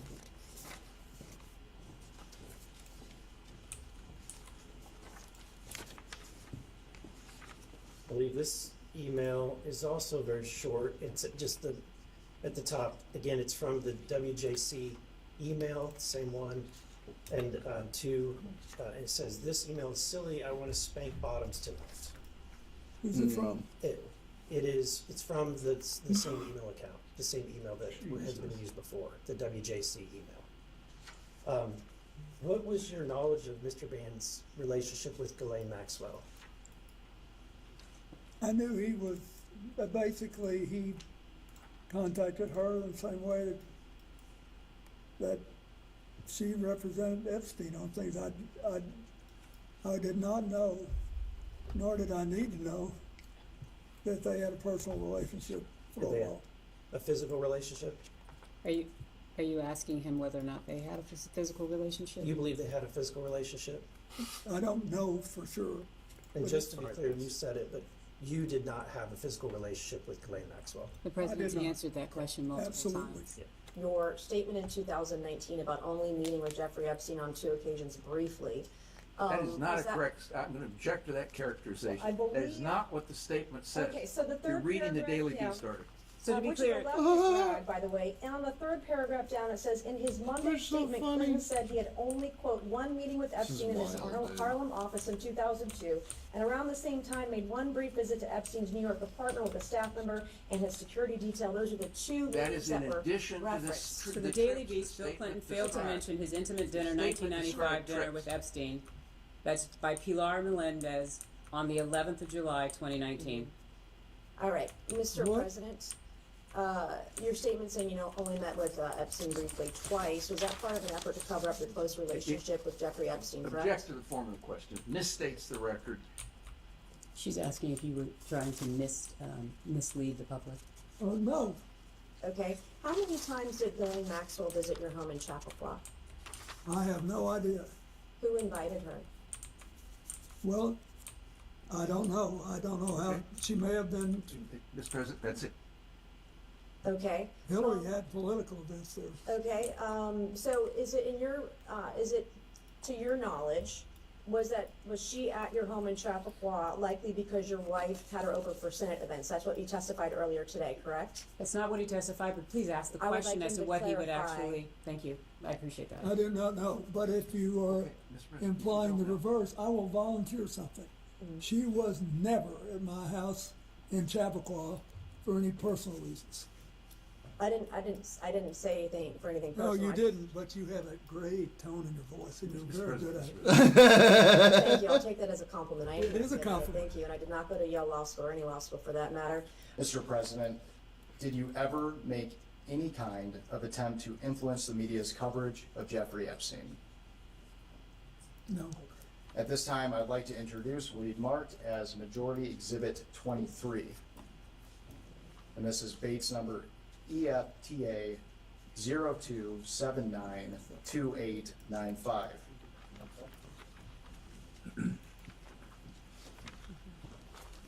One page. Yes. Thank you. Who's Shasta? I don't know who that is.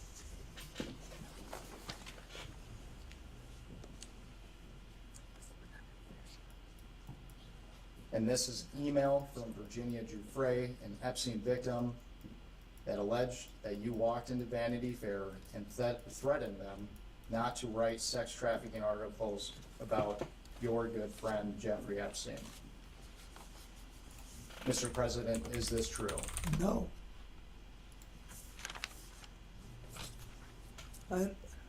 No.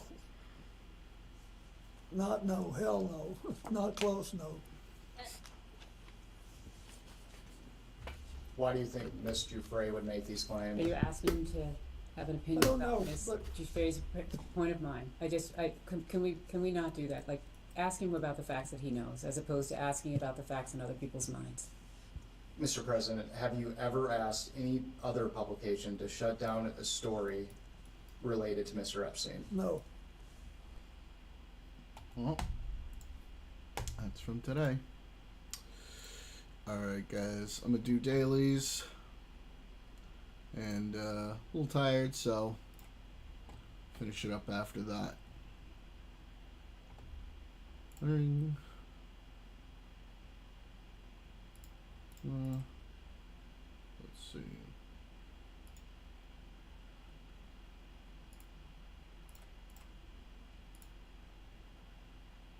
Nice.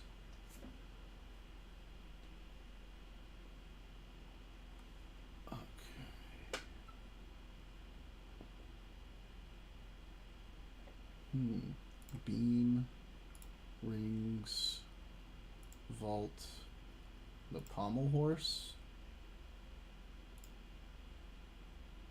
Nice.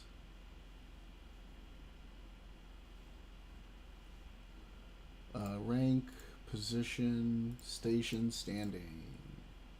Nice. Easy one today. But yeah, chicken. Type of chicken. Extend my support. I'm here for you. I know it's been harder not being able to pre-watch Steven play in actions. Alright. July 2020.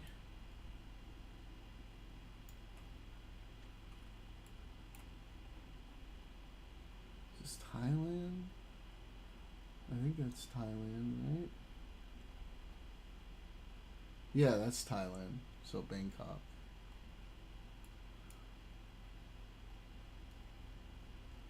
Scala, I don't know where that is, but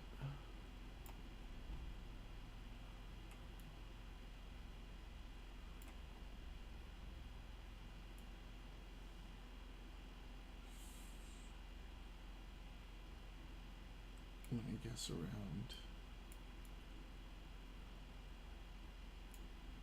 here maybe.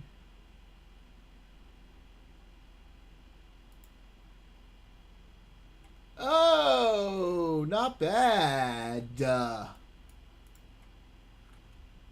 I figured it was an area that was like less dense with buildings because of the way this looks. That was not bad.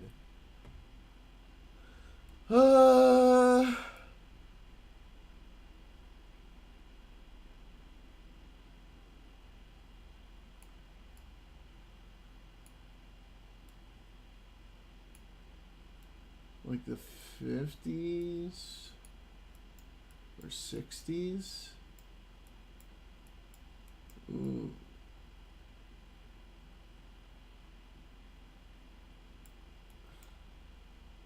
Oh. That's Sweden? Let's try, let's say it was 60, early 60s. That could be Sweden. Let's see.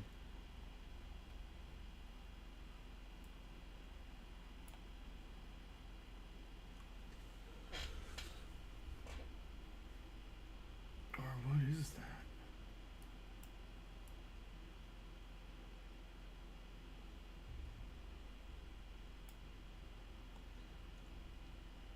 It's like an AE, right? One of those AEs. Who does the AEs?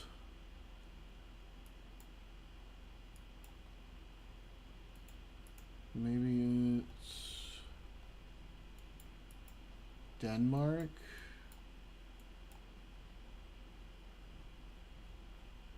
No, that's what am I doing?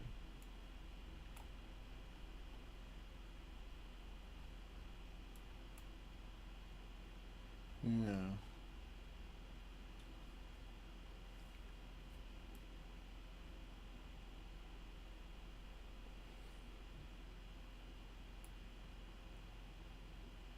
I don't know, around here. Not bad. Not bad. Palau, Jakarta. Well, looks Malaya. Uh-oh.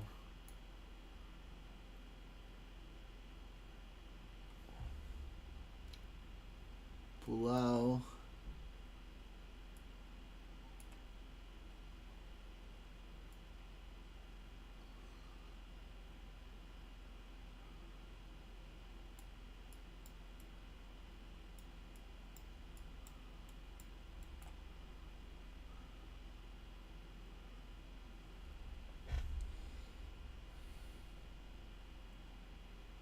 I think it's Jakarta, but like...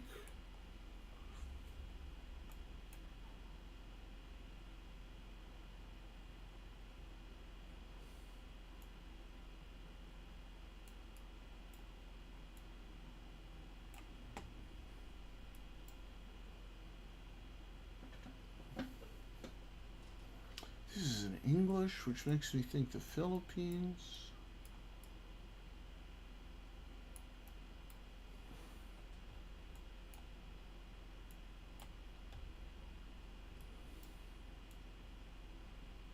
And where's Palau? Like the middle of the... okay, let's see here. It could be.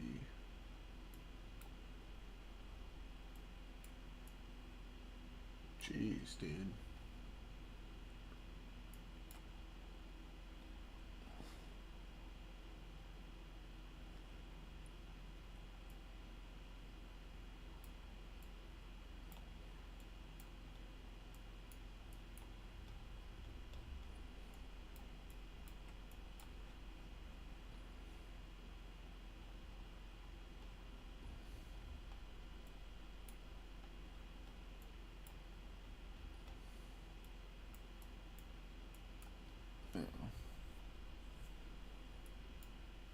Mm.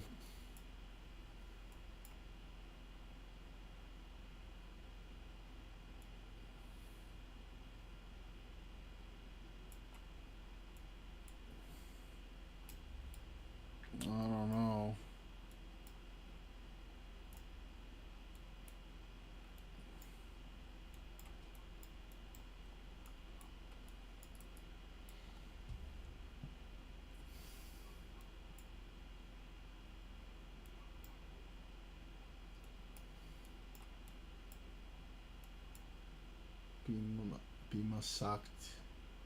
Bimasakti. What is that? This is a tough one.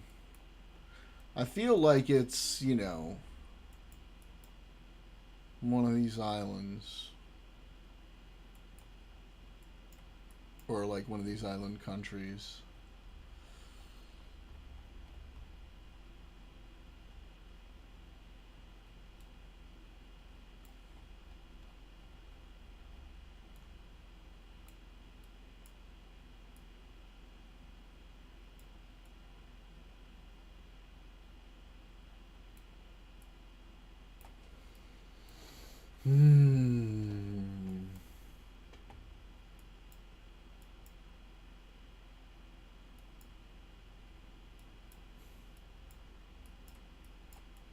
I'm getting Indonesia from the people here.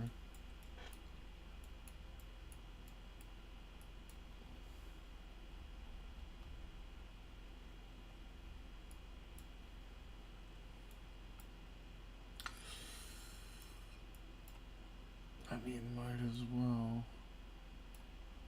give it a try, right?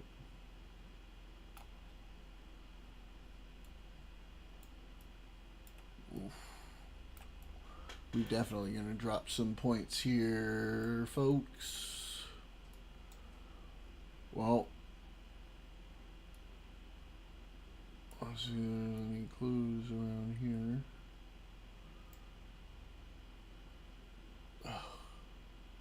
Toko, Malaya, Yogyakarta, Yogyakarta.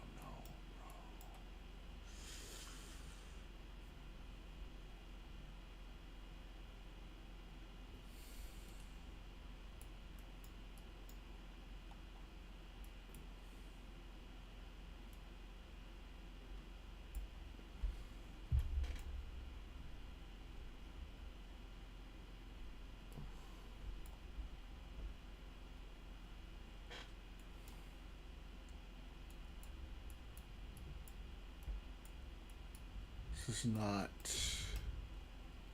making me more confident. Jalan solo number. Okay. Okay.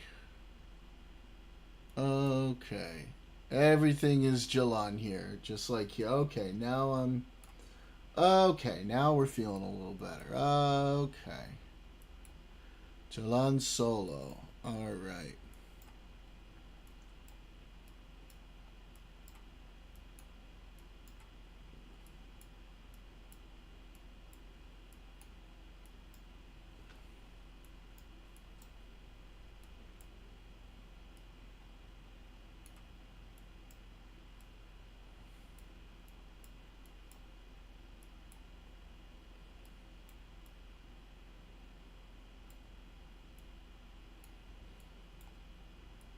Or Sala. Oh, that's Sala.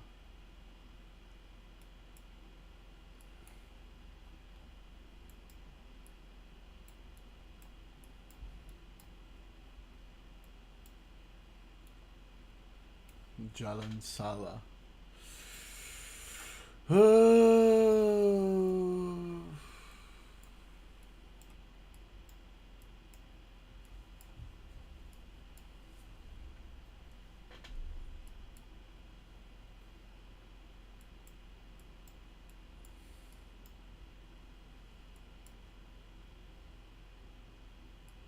Is Toko a place here?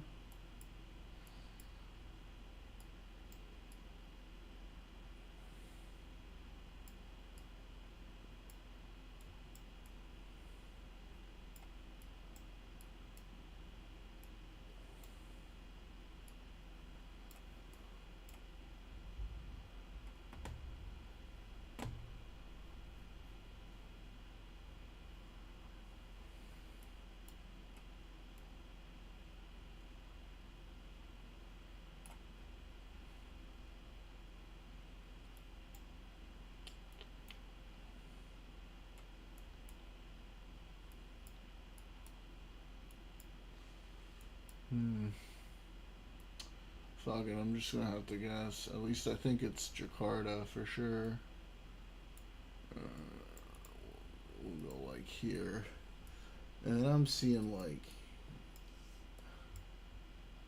80s maybe, 90s, 80s. Like late 80s, early 90s. Say 89. 74. Oh no. There's an actual place called Yogyakarta. Oh, that's so fucking... That kills me. Dropped points for sure. Not as bad as it could have been. Alright. Britain Treaty. Okay, we're here. In London.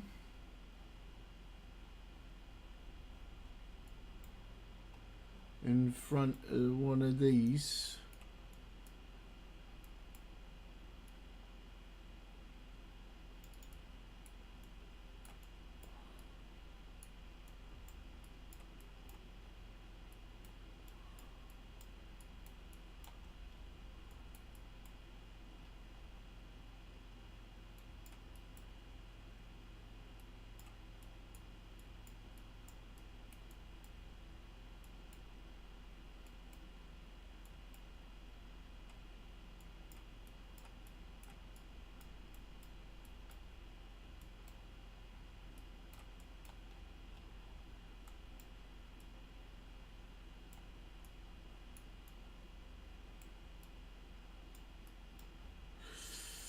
I don't fucking know.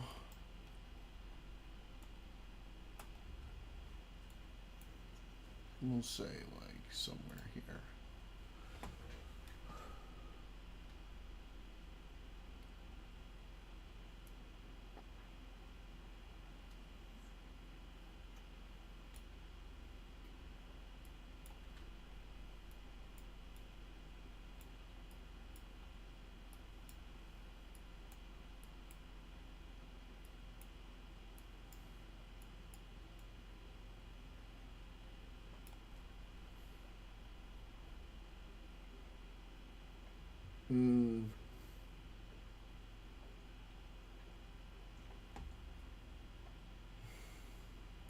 Also looks like 60s or 70s.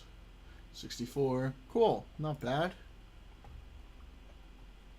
Krypton. Oh, I don't know what that is. Okay.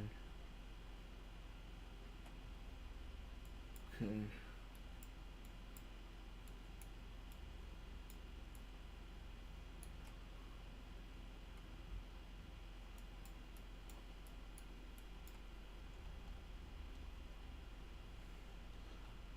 Svenska.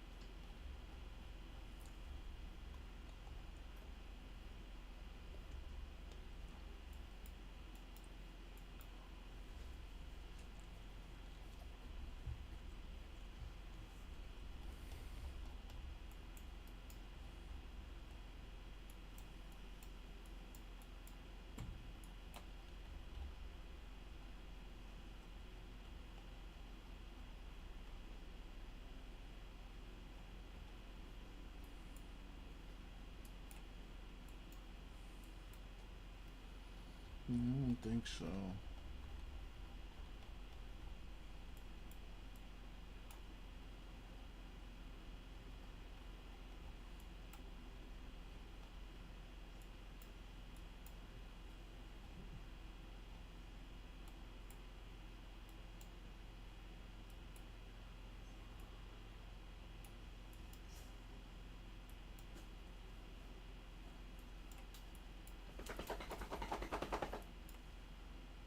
You good, Mika?